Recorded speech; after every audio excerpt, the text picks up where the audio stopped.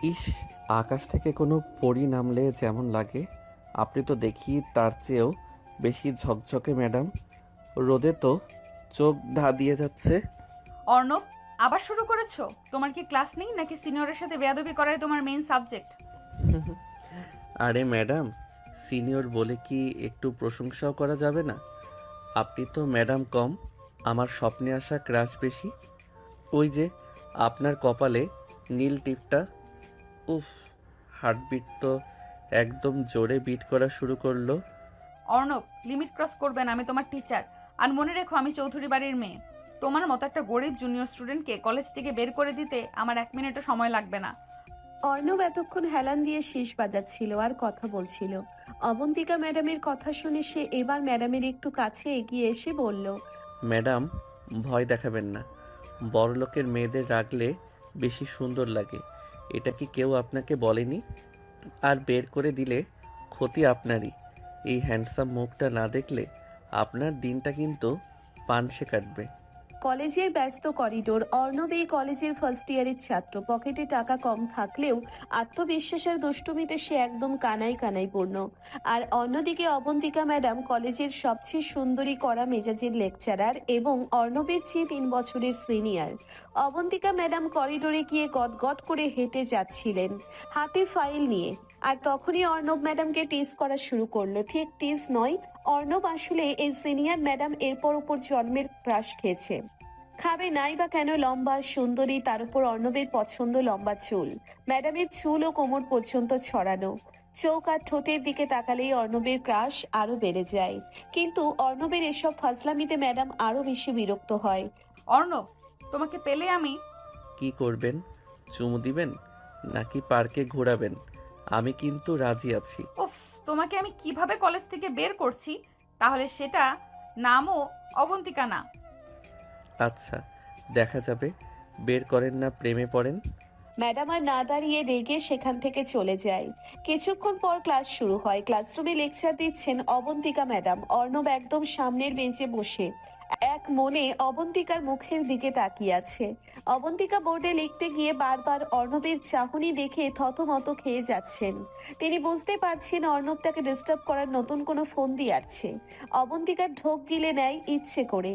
অবন্তিকা চক ফেলে দেয় ইচ্ছে করে। আর অর্ণব গালে হাত দিয়ে দেখছিল ম্যাডামকে এক মনে।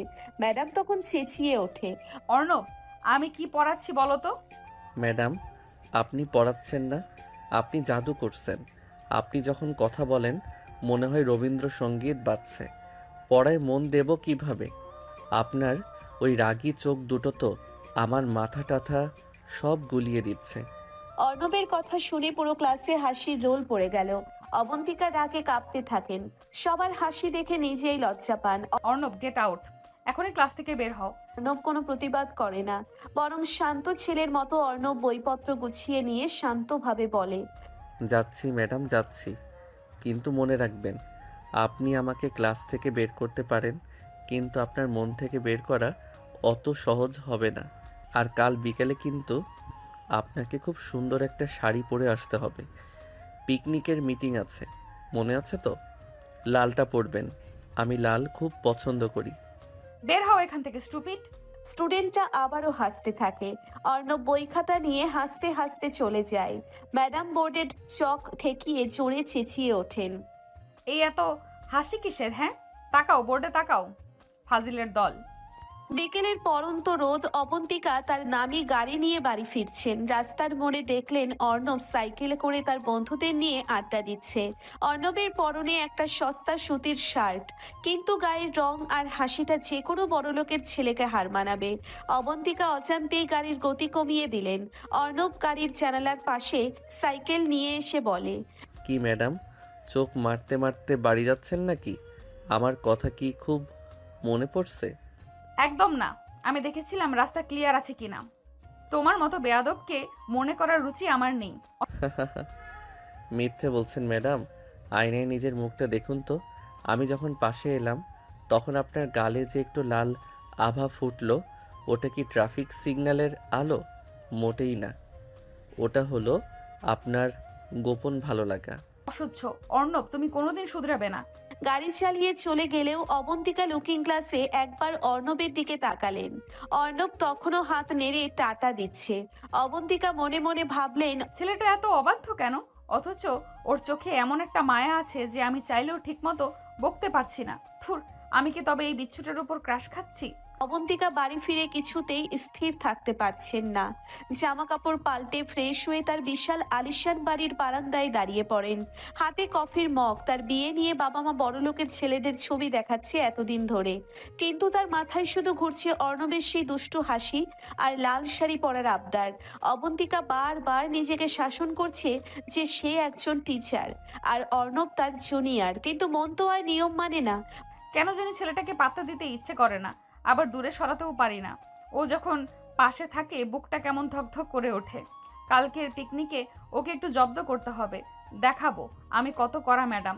তারপর আমার আশেপাশে ঘেঁষবে না, আমারও ডিস্টার্ব ফিল হবে না। পরের দিন বিকালবেলা শহর থেকে দূরে একটা বাগান বাড়ি কলেজের বার্ষিক পিকনিক।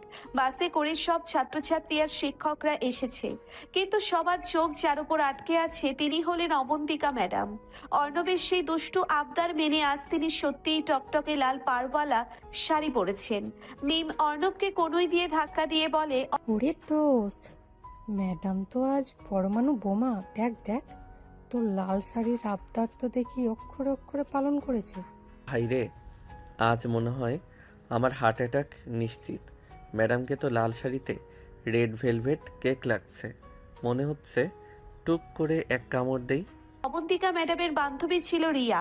সেও সেই একই কলেজে টিচারই করত। রিয়া অবন্তিকার কানের কাছে গিয়ে ফিসফিস করে বলল, কি রে অব্বু, কাল তো খুব বললি অর্ণবকে একদম পাত্তাই দিবি না, তবে আজ এই লাল শাড়ি কেন? কার জন্য এই সাজ? আরে ধুর, লাল আমার প্রিয় রং, তাই পরেছি। ওই বাদরটার কথা শুনে পরেছি ভাবলি নাকি? আমি ওকে জাস্ট পাত্তা দেই না। ঠিক তখনই একটা দামি স্পোর্টস কার নিয়ে কলেজে ঢুকলো নীল। পরনে দামি স্যুট, চোখে সানগ্লাস। সে অবন্তিকার বাবার পছন্দের পাত্র। সে নেমেই অবন্তিকার পাশে গিয়ে দাঁড়ালো। Hi Abantika, you looking so hot in red. তোমার বাবার সাথে কথা হয়েছে একটু আগে, তুমি নাকি পিকনিকে। যাই হোক, এই ড্রেসে তোমাকে আজ আমার এঙ্গেজমেন্ট আংটিটা পরিয়ে দিলে দারুণ মানাতো, দারুণ সুন্দর লাগছে। আচমকা নীলকে এখানে দেখে অবন্তিকা অস্বস্তিতে পড়ে যায়। তার বাবা নীলের সাথে তার বিয়ে ঠিক করে রেখেছে, হয়তো তা ঠিক, কিন্তু সে নীলকে ব্যক্তিগতভাবে একটুও পছন্দ করে না। আর তার ব্যক্তিগত ব্যাপারে কথা বলার বিষয়টা সে আরো আগে পছন্দ করে না। নীল, তুমি এখানে কেন? এটা আমাদের কলেজের picnic. Anywhere, by the way, এই সব গরিব ফকিন্নি স্টুডেন্টের সাথে তুমি পিকনিক করতে আসছো কি করে? চলো ওপাশে গিয়ে শ্যাম্পেন ওপেন করি। আসলে নীলের বাবা আবার কলেজের বিভিন্ন বিষয়ে ডোনেট করেন। তিনি ভীষণ বড়লোক আর কলেজও তার প্রিয়। নীল একটু খারাপ হলেও তার বাবা ততটাই ভালো। এদিকে নীলকে দেখে অর্ণব মনে মনে রেগে যায়। সে মাঝখানে ঢুকে পড়ে বলে, আরে নীল ভাই যে, শ্যাম্পেন তো অনেক খেয়েছেন। আজ আমাদের পিকনিকের ডাল ভাত খেয়ে দেখেন, হজম শক্তি বাড়বে। আর ম্যাডামকে ওপাশে নেওয়ার চিন্তাটা একটু কম করেন। উনি এখন আমাদের পাবলিক প্রপার্টি, মানে আমাদের টিচার। নীল তখন রেগে গিয়ে অর্ণবের কলার ধরে পিকনিকের সবাই সেদিকে তাকিয়ে হা হয়ে যায়। ওই ভিখারি, নিজের লিমিটে থাক। আমার পরনে এই টি শার্টের দাম জানো? তোমার মতো 10 জন স্টুডেন্টকে আমি কিনে নিতে পারি। কলার ছাড়েন, ছাড়েন, ভালো হবে না কিন্তু। কি করবি তুই, ভিখারির বাচ্চা? কি করবি শুনি? আপনি দেখবেন কি করব, দেখবেন। নীল, কলার ছাড়ো ওর। অর্ণব আমার স্টুডেন্ট, ওর সাথে অসভ্যতা করো না। নীল তাকিয়ে দেখে সবাই ওর দিকে তাকিয়ে আছে। নীল তখন একটু থতমত খেয়ে অর্ণবকে ছেড়ে দেয়। এরপর যে যার কাজ শুরু করে দিল। রান্নার আয়োজন চলছে। অর্ণব দেখলো অবন্তিকা একপাশে দাঁড়িয়ে বাতাস খাচ্ছে। সে চুপি চুপি একটা আইসক্রিম নিয়ে ম্যাডামের পিছনে গিয়ে দাঁড়ালো।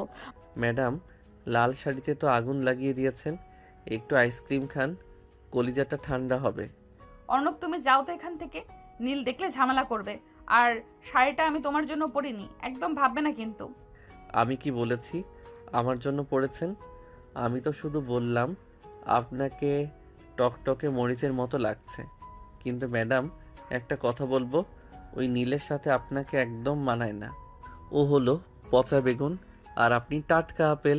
অর্ণবের কথায় অবন্তিকা হেসে ফেলে, কিন্তু তারপর দ্রুত মুখ চেপে ধরে আর কঠোর হওয়ার চেষ্টা করে বলে, তুমি আস্ত একটা পাগল অর্ণব, যাও এখান থেকে। আর ওই তোমাকে দেখলে বিরক্ত করবে। আর হ্যাঁ, আমি ওর সাথে বিয়েতে মত দেইনি এখনো। একথা শুনে অর্ণব মনে মনে বেশ খুশি হয়ে যায়। আবেগের সাথে বলে ফেলে, মত দিয়েন না ম্যাডাম, এই গরিবের ওপর একটু ভরসা রাখেন। আপনার আঙুলে হীরা না দিতে পারি, একটা ঘাসের আংটি পরিয়ে সারা জীবন পাহারা দেব। এই তোমার শুরু হয়ে গেল? এই ছেলে, এই দুষ্টুমি একটু কম করতে পারো না নাকি? হ্যাঁ, সারাক্ষণ তোমার টেপ রেকর্ডার এত বাজে কেন? কি করব বলেন? আমি এমন যে আপনাকে দেখে চুপ থাকতে পারি না।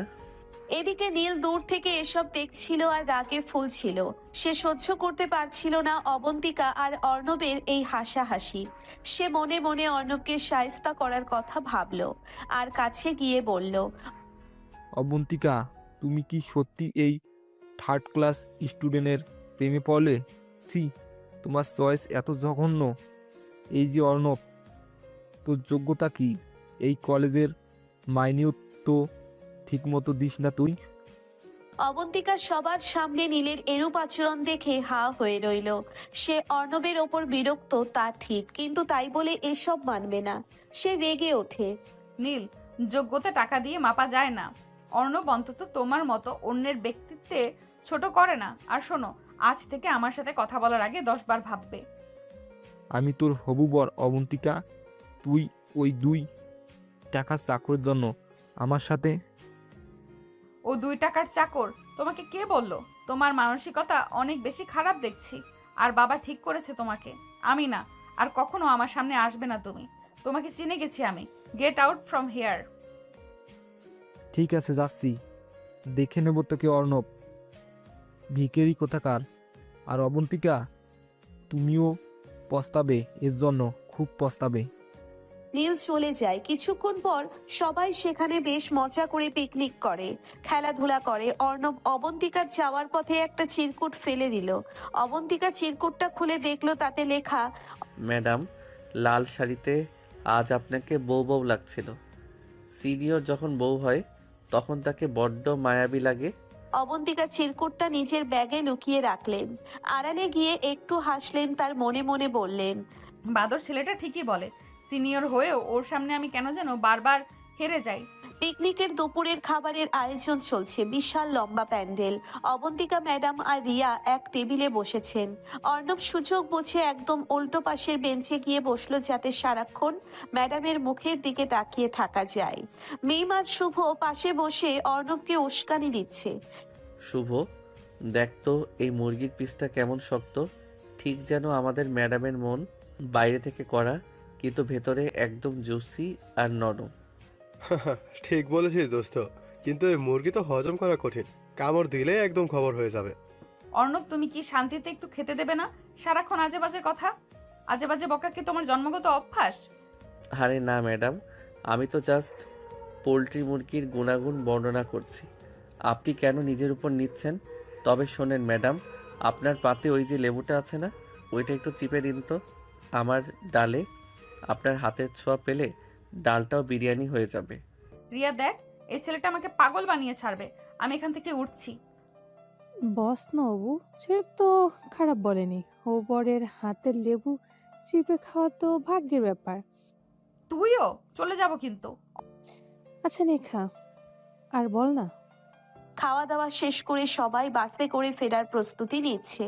বাসের ভেতরে গান বাজছে। অর্ণব বুদ্ধি করে অবন্তিকা ম্যাডামের ঠিক পেছনের সিটে গিয়ে জায়গা দখল করলো। অবন্তিকা জানালার পাশে বসে আছেন, আর অর্ণব পেছন থেকে তার সিটের ওপর হাত রেখে বারবার ম্যাডামের চুলে ফু দিচ্ছে। অবন্তিকা পেছন ফিরে চেঁচালো। অর্ণব, একদম ফাজলামি করবে না। চুলে ফু দিচ্ছ কেন?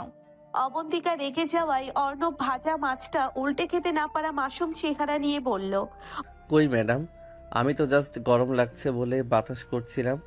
আপনার চুলের সুগন্ধ তো বাসের ডিজেলের গন্ধকেও হার মানাচ্ছে। আচ্ছা ম্যাডাম, বিয়েতে কি আমায় ইনভাইট করবেন, নাকি আমি বর সেজে গিয়ে সারপ্রাইজ দেব? তোমাকে আমি বিয়ে তো দূরে থাক, দাওয়াতও দেবো না। তুমি একটা আস্ত বাদর। অর্ণব ম্যাডামের কানের কাছে ফিসফিস করে। বাঁধন না ম্যাডাম, বলেন আপনার হনুমান যে আপনার জন্য লঙ্কা পুড়িয়ে ছারখার করে দেবে। আজ তো আপনাকে লাল শাড়িতে যা লাগছে না, আমার তো ইচ্ছে করছে বাসের ড্রাইভারকে বলি গাড়ি সোজা কোনো কাজী অফিসে নিয়ে যেতে। স্টুপিড, জঘন্য, অসভ্য। কথা বলতে বলতে ফেরার পথে বাসটা একটা হাইওয়ে রেস্টুরেন্টে থামলো। সবাই ফ্রেশ হতে নেমেছে। অবন্তিকা ম্যাডাম দ্রুত পায়ে মেয়েদের ওয়াশরুমের দিকে গেলেন নিজেকে একটু শান্ত করতে। ওয়াশরুমের ওই দিকটা বেশ নিরিবিলি। অবন্তিকা ভেতরে ঢুকে আয়নার সামনে দাঁড়িয়ে নিজের কাজল ঠিক করছিলেন। ঠিক তখনই কেউ একজন ছট করে ভেতরে ঢুকে ভেতর থেকে দরজা লক করে দিল। অবন্তিকা চমকে ওঠে। কি, মিম না রিয়া? পেছন ফিরতেই তার চোখ ছানা বড়া হয়ে যায়। অর্ণব, তুমি তুমি মেয়েদের ওয়াশরুমে কেন? পাগল হয়ে গেছো? বের হও বলছি। উফ ম্যাডাম, সারাটা দিন সবার সামনে আপনার সাথে ঠিকমতো কথা বলতে পারিনি। এই যে আপনি লাল শাড়ি পরে আমার কলিজায় আগুন জ্বালালেন, সেটার কি কোনো বিচার হবে না? অর্ণব দরজায় পিঠ ঠেকিয়ে দুষ্টু হেসে কথা বলতে থাকে। অবন্তিকা ভয়ে এবং উত্তেজনায় কাঁপতে কাঁপতে বলে। কেউ দেখে ফেললে আমার চাকরি চলে যাবে। প্লিজ বের হও, তুমি আমার জুনিয়র স্টুডেন্ট। অর্ণব এক পা করে অবন্তিকার দিকে এগিয়ে এসে বলে। আজ আমি আপনার স্টুডেন্ট না ম্যাডাম, আজ আমি আপনার সেই পাগল প্রেমিক যে আপনার একটা চুমুর জন্য 5 তলা থেকে লাফ দিতে পারে। অর্ণব অবন্তিকাকে দেওয়ালের সাথে চেপে ধরলো। অবন্তিকা অর্ণবের চোখের দিকে তাকাতে পারছে না। তার হার্টবিট ড্রামের মতো বাজছে। কাঁপার স্বরে বলল। অর্ণব, ছাড়ো আমায়। কি করছো তুমি? অর্ণব অবন্তিকার কপালে কপাল ঠেকিয়ে বলল। কিছুই করছি না ম্যাডাম, শুধু আপনার পারফিউমের ঘ্রাণ নিচ্ছি। খুব সুন্দর ঘ্রাণ। আচ্ছা ম্যাডাম, সত্যি করে বলেন তো, আপনি কি আমার উপর ক্রাশ খাননি? এই যে লাল শাড়ি পরলেন, এটা কি শুধুই কাকতালীয়? না, আমি আমি জানি না। তুমি খুব খারাপ অর্ণব। তুমি আমায় বোর করে দিচ্ছ তোমার এই পাগলামি দিয়ে। অর্ণব অবন্তিকার খুব কাছে গিয়ে ফিসফিস করে বলল। বোর হচ্ছেন নাকি এনজয় করছেন? অর্ণব হঠাৎ অবন্তিকার গাল ছুঁয়ে দিল। আপনি বোর হচ্ছেন না ম্যাডাম, আপনি ভয় পাচ্ছেন। ভয় পাচ্ছেন কারণ আপনি জানেন এই গরিব জুনিয়রটা আপনার মনের তালাটা খুলে ফেলেছে। বাইরে থেকে শুভ আর মিমের গলা শোনা গেল। অর্ণব, কইরে তুই? বাস ছাড়বে তো? অর্ণব মুচকি হেসে অবন্তিকার কপালে একটা আলতো চুমু দিয়ে দরজা খুলে দিল। বের হওয়ার সময় পেছন ফিরে বলল। শাড়িটা আজ সাবধানে সামলাবেন ম্যাডাম, কুচিগুলো না আলগা হয়ে যায়। অবন্তিকা সেখানেই দাঁড়িয়ে রইল স্তম্ভিত হয়ে। হায় খোদা, আমি কি সত্যি এই ছেলেটার প্রেমে পড়ছি? ও আমায় বোর করছে, অথচ ওর ছোঁয়ায় আমার সারা শরীরে কারেন্ট বইছে। কিন্তু অবন্তিকাকে যারা খুঁজতে এসেছে তারা চলে যায়। অবন্তিকা আবারও সেই রুমের ভেতরে ঢুকে শাড়িটা ঠিক করবে বলে। তখন ওয়াশরুমের ভেতরটা তখন একদম নিস্তব্ধ। বাইরে হাইওয়ের গাড়ির হর্ন আর লোকজনের কোলাহল শোনা যাচ্ছে ঠিকই, কিন্তু এই ছোট চার দেওয়ালের ভেতরে সময় যেন থমকে দাঁড়িয়েছে। অর্ণব যখন দরজাটা লক করে দিয়ে অবন্তিকার দিকে এগিয়ে এলো, তখন অবন্তিকা শুধু নিজের হৃৎপিণ্ডের ধকধক শব্দটাই শুনতে পাচ্ছিলেন। অর্ণব এবার একদম কাছে এসে অবন্তিকার চোখের মণিতে চোখ রেখে। দেখলেন আবার আসলেন পালিয়ে। কোথায় যাবেন ম্যাডাম? শাড়ির আঁচলটা তো আমার হৃদয়ে বেঁধে রেখেছেন, শরীরটা না হয় একটু দূরেই সরালেন। অবন্তিকার দেওয়ালে পিঠ ঠেকে গেছে। দুহাত দিয়ে অর্ণবের বুকটা সরানোর চেষ্টা করে। অর্ণব প্লিজ, সীমা অতিক্রম করো না। আমি তোমার সিনিয়র, তোমার টিচার। কেউ জেনে ফেললে। অর্ণব অবন্তিকার একজোড়া কাপা হাতের কবজি ধরে মাথার ওপর দেওয়ালের সাথে চেপে ধরে। শিক্ষক ছাত্রের সম্পর্কটা তো ক্লাসরুমের চৌকাঠ পর্যন্তই থাকে ম্যাডাম, কিন্তু এই যে আপনার চোখের ভেতরে এক সমুদ্র জল টলমল করছে, এই যে আপনার চোখ দুটো থরথর করে কাঁপছে, এগুলো তো কোনো স্টুডেন্টকে দেখে হওয়ার কথা নয়। অর্ণব অবন্তিকার খুব কাছে মুখ নিয়ে আসে। দুজনের নিঃশ্বাস একে অপরের গায়ে লাগছে। অবন্তিকা চোখ বন্ধ করে ফেলে, গলার স্বর বুঝে আসছে। তুমি খুব অভদ্র অর্ণব, খুব অবাধ্য। কেন করছো এমন? অর্ণব তার নাক দিয়ে অবন্তিকার গলার কাছে আলতো করে ঘষতে থাকে। করছি কারণ আপনার এই লাল শাড়ির ভাঁজে ভাঁজে আজ বিষ ছিল ম্যাডাম, যে বিষে আমি নীল হয়ে গেছি। আচ্ছা ম্যাডাম, আপনার কি একটু শিরশির করছে না? আপনার এই বরফ শীতল শরীরটা কেন হঠাৎ আগুনের মতো গরম হয়ে উঠল? অবন্তিকার শরীরে এক অদ্ভুত শিহরণ খেলে যায়। সে অস্ফুট স্বরে বলে। অর্ণব ছাড়ো, আমি আর পারছি না, দম বন্ধ হয়ে আসছে আমার। অর্ণব তার ঠোঁট দুটো অবন্তিকার কানের লতির একদম কাছে নিয়ে গিয়ে ফিসফিস করে। দম তো আমারও বন্ধ হয়ে আসছিল ম্যাডাম, যখন পিকনিকের মাঠে ওই নীলের হাতটা আপনার কাছে যাচ্ছিল। আপনার প্রতিটা নিঃশ্বাসে শুধু আমার অধিকার। অর্ণব অবন্তিকার কোমরের কাছে রাখা শাড়ির ভাঁজটা একটু শক্ত করে ধরে। সিনিয়র বউ হলে তাকে শাসন করা কত কষ্টের জানেন, কিন্তু সিনিয়র প্রেমিকা হলে তাকে আদর করা অনেক সহজ। অবন্তিকা অর্ণবকে জড়িয়ে ধরতে চেয়েও হাতটা সরিয়ে নেয়। তুমি আমায় বোর করে দিচ্ছ অর্ণব, বিরক্ত লাগছে এবার। এই দুষ্টুমিগুলো, এই জোরগুলো, এগুলো কি ভালোবাসা? এটা বোর হওয়া নয় ম্যাডাম, এটা হলো সমর্পণ। আপনি চাইলেও এখন আমায় ধাক্কা দিয়ে সরিয়ে দিতে পারছেন না, কারণ আপনার মনের ভেতর যে অবন্তিকা আছে সে এখন আমার এই দুষ্টু কথাগুলোই শুনতে চাইছে। সে চাইছে আমি আরও কিছুক্ষণ তাকে এই মায়ার খাঁচায় বন্দি করে রাখি। অর্ণব ধীরে ধীরে অবন্তিকার চিবুক থেকে হাত সরিয়ে তার গালে হাত রাখলো। অবন্তিকা অবশ হয়ে দাঁড়িয়ে রইল। অর্ণব যখন তার কপালে নিজের ঠোঁট দুটো ছোঁয়ালো, তখন অবন্তিকার সারা শরীরে এক শিরশিরে শীতল স্রোত বয়ে গেল। তার মনে হলো সে কোনো অতল গহ্বরে তলিয়ে যাচ্ছে, সেখান থেকে সে আর ফিরতে চায় না। অবন্তিকা চোখ খুলে একদম নিচু স্বরে, তুমি আমায় সত্যিই পাগল বানিয়ে দিবে অর্ণব। এটা তো মাত্র শুরু ম্যাডাম। সিনিয়র যখন বউ হবে তখন পুরো জীবনটাই এমন শিরশিরে অনুভূতিতে কেটে যাবে। এবার যান, অনেক সময় হলো, সবাই সন্দেহ করবে। অর্ণব বেরিয়ে গেল। অবন্তিকা আয়নার সামনে দাঁড়িয়ে নিজের আলু থালু শাড়িটা ঠিক করতে করতে ভাবলেন, ছেলেটা কি জাদু জানে? ও আমায় বোর বলছে, অথচ ওর ছোঁয়ায় আমি নিজের অস্তিত্ব হারিয়ে ফেলছি। ও আমায় সিনিয়র বলে ডাকে, কিন্তু শাসন করে একজন প্রেমিকের মতো। পিকনিক থেকে ফেরার পর রাতটা যেন অবন্তিকার কাছে কাটতেই চাইছে না। তার বিশাল আলিশান বেডরুমে এসির ঠান্ডা বাতাসেও সে অদ্ভুত এক উষ্ণতা অনুভব করছে। আয়নার সামনে দাঁড়িয়ে নিজের গালটা আলতো করে ছুঁয়ে দেখল সে। ওয়াশরুমের সেই শিরশিরে অনুভূতিটা এখনো তার শরীরের প্রতিটি রন্ধ্রে রন্ধ্রে লেগে আছে। অবন্তিকা বালিশটা বুকে জড়িয়ে ধরল। অবন্তিকা নিজের মনেই হেসে ওঠে। ছেলেটা কি অবাধ্য? আমার স্টুডেন্ট হয়ে আমার সাথে এত বড় সাহস! কিন্তু ওর চোখের দিকে তাকালে আমি কেন যেন সব ভুলে যাই। ও আমায় বোর করে, অথচ ওর এই পাগলামিগুলো না থাকলে আমার জীবনটাই না পানসে হয়ে যেত।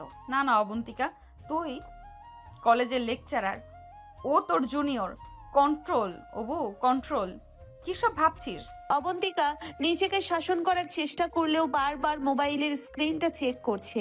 অর্ণব কি একটা মেসেজও দেবে না? অবশেষে রাত একটাই ফোনটা কেঁপে উঠল। ম্যাডাম, শাড়িটা কি বদলে ফেলেছেন, নাকি এখনো লাল শাড়ির বিষে আমায় নীল করার কথা ভাবছেন? বাসর ঘরের স্বপ্ন দেখলে কিন্তু কাল কলেজে দেরি হয়ে যাবে।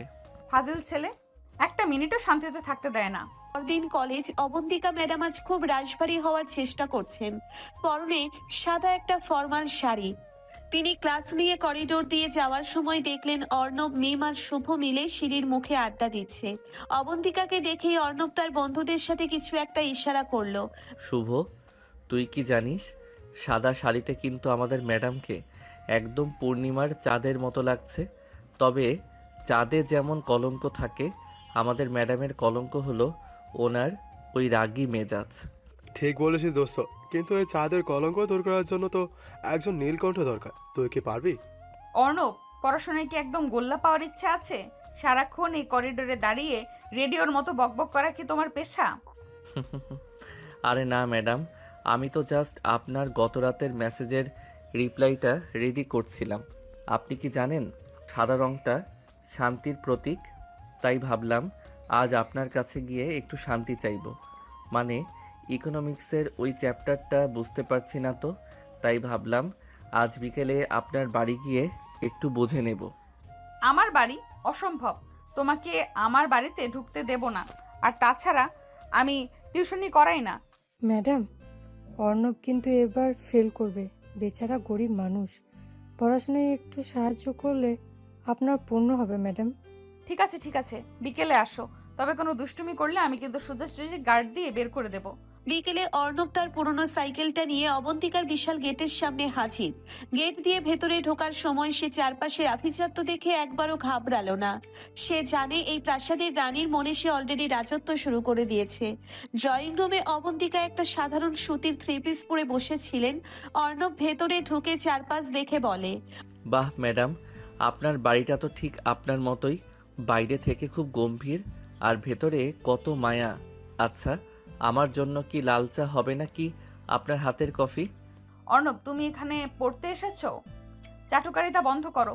এই নাও বই, 4 নম্বর চ্যাপ্টার বের করো।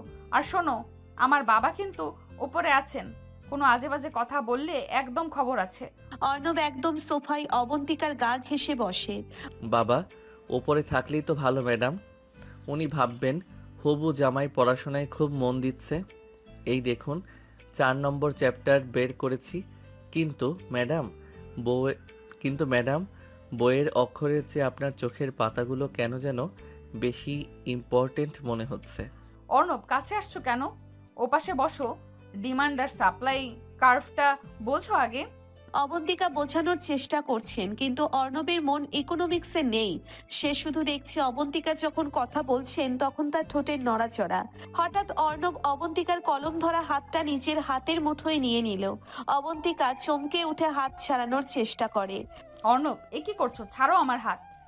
ম্যাডাম ডিমান্ড তো অনেক বেড়ে গেছে, কিন্তু আপনি সাপ্লাই দিচ্ছেন না কেন? এই যে আপনার এই হাতটা, এটা কি শুধুই কলম ধরার জন্য? এটা কি আমার হাতে হাত রাখার জন্য নয়? অর্ণব, তুমি খুব অবাধ্য। পড়ার কথা বলে বাড়িতে এসে এসব করছো। আমার খুব ভয় লাগছে, কেউ দেখে ফেললে। অর্ণব অবন্তিকার একদম কানের কাছে ফিসফিস করে বলে। ভয় তো আপনার চোখের ভেতর লুকিয়ে থাকা ভালোবাসার জন্য লাগছে ম্যাডাম। আচ্ছা, সিনিয়র যখন বউ হবে তখন কি এভাবেই পড়ার বাহানায় আদর করা যাবে না? অর্ণব তার ঠোঁট দিয়ে অবন্তিকার গালটা আলতো করে স্পর্শ করলো। অবন্তিকা চোখ বন্ধ করে ফেলে। তার সারা শরীরে এক শিরশিরে শিহরণ বয়ে গেল। অর্ণব, তুমি আমায় সত্যিই রাগিয়ে দিচ্ছ। আমি কিন্তু এবার চেঁচাবো। ম্যাডাম লাভ নাই, আমি আপনার সেই গরিব জুনিয়র স্টুডেন্ট যে আপনার এই আভিজাত্যের দেয়াল ভেঙে আপনার মনের ভেতর ঘর বাঁধতে চাই।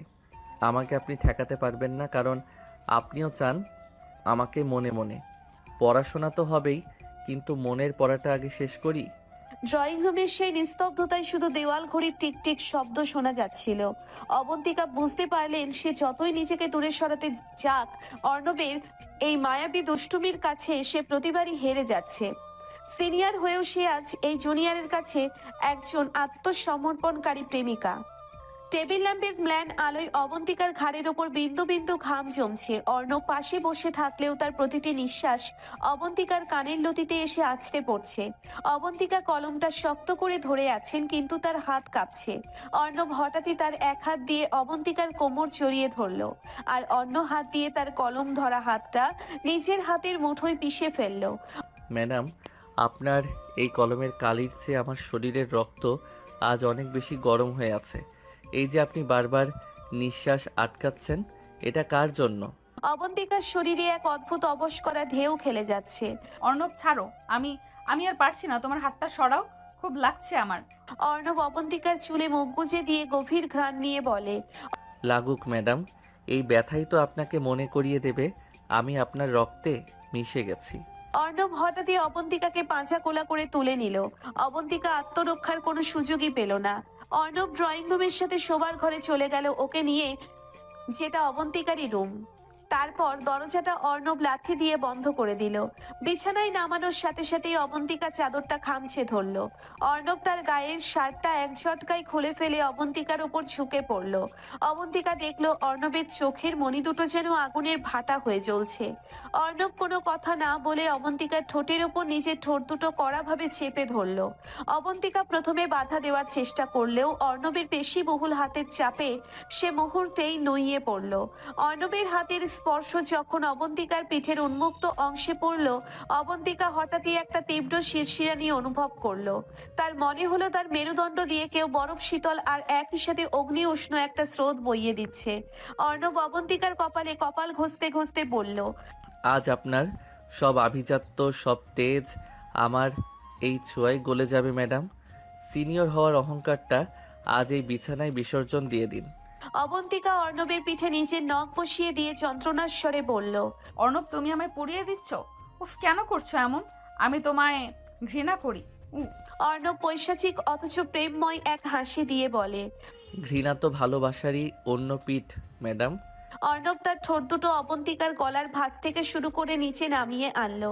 অবন্তিকা চোখ বন্ধ করে মাথাটা পেছনের দিকে এলিয়ে দিল। তার মুখ দিয়ে অস্ফুট কিছু কান্নার মতো আওয়াজ বেরিয়ে এলো। নিস্তব্ধ ঘরটাই তখন শুধু কাপড়ের খসখসানি আর দুজনের দ্রুত নিঃশ্বাসের শব্দ। অর্ণব অবন্তিকার শাড়ির আঁচলটা আলতো করে শরীর থেকে আলাদা করে দিল। অবন্তিকার ধবধবে ফর্সা শরীরে অর্ণবের হাতের আঙ্গুলগুলো যেন অদৃশ্য কোনো রেখা এঁকে দিচ্ছে। অবন্তিকা তার দুহাত দিয়ে অর্ণবকে আরো শক্ত করে নিজের কাছে টেনে নিল। কামনার সেই দাহ আজ তাদের দুজনের মাঝখানের সব ব্যবধান পুড়িয়ে ছাই করে দিচ্ছে। কামনা শেষে দুজনের নিস্তেজ হয়ে বিছানায় পড়ে রইল। কি থেকে কি হলো অবন্তিকা নিজেও বুঝলো না। অর্ণব জামাটা পরে ম্যাডামের কাছে এসে বলল, ম্যাডাম, আজ যা পেলেন আশা করি এবার রোজ আমাকে চাইবেন।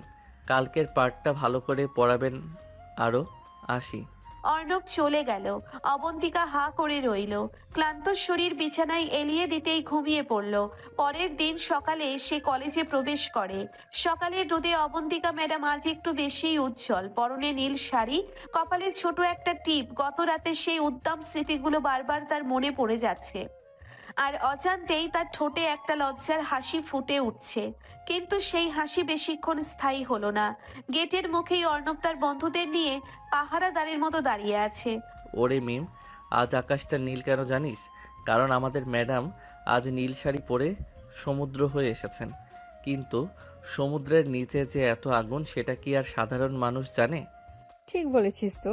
তবে সাগরে নামলে কিন্তু ডুবে যাওয়ার ভয় থাকে। অবন্তিকা গম্ভীর হওয়ার ভান করে অর্ণবের সামনে দাঁড়িয়ে পড়ে। অর্ণব, কলেজের গেটে দাঁড়িয়ে এসব সস্তা শায়েরি দেওয়া বন্ধ করো। আর নীল শাড়ির সাথে আগুনের কি সম্পর্ক? পড়াশোনায় মন দাও, না হলে আজ ক্লাসে তোমার খবর আছে। অর্ণব একটু ঝুঁকে ম্যাডামের কানের কাছে ফিসফিস করে, সম্পর্কের কথা তো বালিশে মাথা রাখলে ঠিকই মনে পড়ে ম্যাডাম। গত রাতের সেই ইকোনমিক্স পড়াটা কি চট করে ভুলে গেলেন, নাকি আরও একটু রিভিশন লাগবে? অসভ্য, একদম চুপ। ক্লাসে আসো, দেখাচ্ছি মজা। অবন্তিকা ম্যাডাম ক্লাসে ঢুকে পড়ানো শুরু করেছেন। আজ তার আলোচনার বিষয় চাহিদা ও যোগান বিধি। তিনি বোর্ডে চক দিয়ে গ্রাফ আঁকছেন, কিন্তু অর্ণব ফার্স্ট বেঞ্চে বসে একমনে ম্যাডামের শাড়ির কুচির দিকে তাকিয়ে আছে। তো ছাত্ররা যখন কোনো জিনিসের চাহিদা বা ডিমান্ড বাড়ে, তখন যোগান বা সাপ্লাই না থাকলে বাজারের অস্থিরতা তৈরি হয়। এটাকে আমরা বলি ইকুইলিব্রিয়াম লস। বুঝতে পারছো? ম্যাডাম, আমার একটা প্রশ্ন আছে। ডিমান্ড যদি মাঝরাতে বাড়ে আর সাপ্লাই যদি তখন কম থাকে, তবে কি সেখানে কোনো বিশেষ শাস্তি দেওয়ার বিধান আছে? মানে গতকাল আপনি যেভাবে হাত থেকে কলম কেড়ে নিলেন, ওটা কি ডিমান্ড কমানোর কোনো টেকনিক? পুরো ক্লাসে হাসির রোল পড়ে গেল। রিয়া আর মিম একে অপরের দিকে তাকিয়ে মুখ টিপে হাসছে। অবন্তিকা রাগে আর লজ্জায় চকটা হাতেই ভেঙে ফেললেন। অর্ণব, তোমার এই আজে বাজে তর্কের মানে হয় না। আমি মার্কেটে ডিমান্ড নিয়ে কথা বলছি, তোমার ব্যক্তিগত ফ্যান্টাসি নিয়ে নয়। না ম্যাডাম, আমি জাস্ট প্র্যাকটিক্যাল উদাহরণ দিচ্ছিলাম। এই যে আপনি আজ নীল শাড়ি পরে ডিমান্ড বাড়িয়ে দিলেন, এখন যদি আমরা ঠিকমতো পড়া সাপ্লাই না দিতে পারি, তবে কি আপনি আবারও ড্রয়িং রুমে নিয়ে গিয়ে আমাদের ইকোনমিক্স শেখাবেন? অবন্তিকা এবার আর সহ্য করতে পারলেন না। ক্লাসের অন্য ছাত্র ছাত্রীরা ফিসফিস করছে। অর্ণব তো জেনে শুনেই সবার সামনে তাকে লজ্জা দিচ্ছে। অবন্তিকা এগিয়ে এলেন অর্ণবের বেঞ্চের কাছে। অর্ণব, অনেক হয়েছে। তুমি ক্লাসের পরিবেশ নষ্ট করছো। এখন এই রুম থেকে বের হও, গেট আউট। কেন ম্যাডাম, আমি কি কোনো ভুল বলেছি? আপনি তো নিজেই বলেছিলেন পড়াশোনায় ঘাটতি থাকলে ব্যবস্থা নেবেন। এখন ক্লাসে বের করে দিচ্ছেন মানে কি? ডিমান্ড সাপ্লাই চেইনটা ভেঙে দিতে চাইছেন? সীমা ছাড়িও না। গত রাতটার আলোচনা ক্লাসরুমের জন্য নয়, বের হও বলছি। ঠিক আছে ম্যাডাম, যাচ্ছি। কিন্তু মনে রাখবেন, আপনি আমাকে ক্লাসরুম থেকে বের করতে পারেন, কিন্তু মনের ওই যে ওয়াশরুম সিনটা, ওটা তো আর মোছা যাবে না। বন্ধুরা, আমি আজ বহিষ্কৃত, কিন্তু আমি বিজয়ী। অর্ণব বীর দৌড় পেয়ে ক্লাস থেকে বেরিয়ে গেল। যাওয়ার সময় অবন্তিকার দিকে তাকিয়ে একটা চোখ টিপ দিয়ে গেল। অবন্তিকা ধপ করে চেয়ারে বসে পড়লেন। তার মুখ তখন টমেটোর মতো লাল। ক্লাস শেষে স্টুডেন্ট চলে যায়। রিয়া অবন্তিকাকে খুঁজতে খুঁজতে তার পাশে এসে ফিসফিস করে বলে, কি রে ওবো, ওই ছেলেটা নাকি কি যা তা বলছে। আজ তোকে স্টুডেন্টগুলা বাইরে বলা বলি করছিল। তোর ওই ছাত্র তো আজ মাঠে কাঁপিয়ে দিল।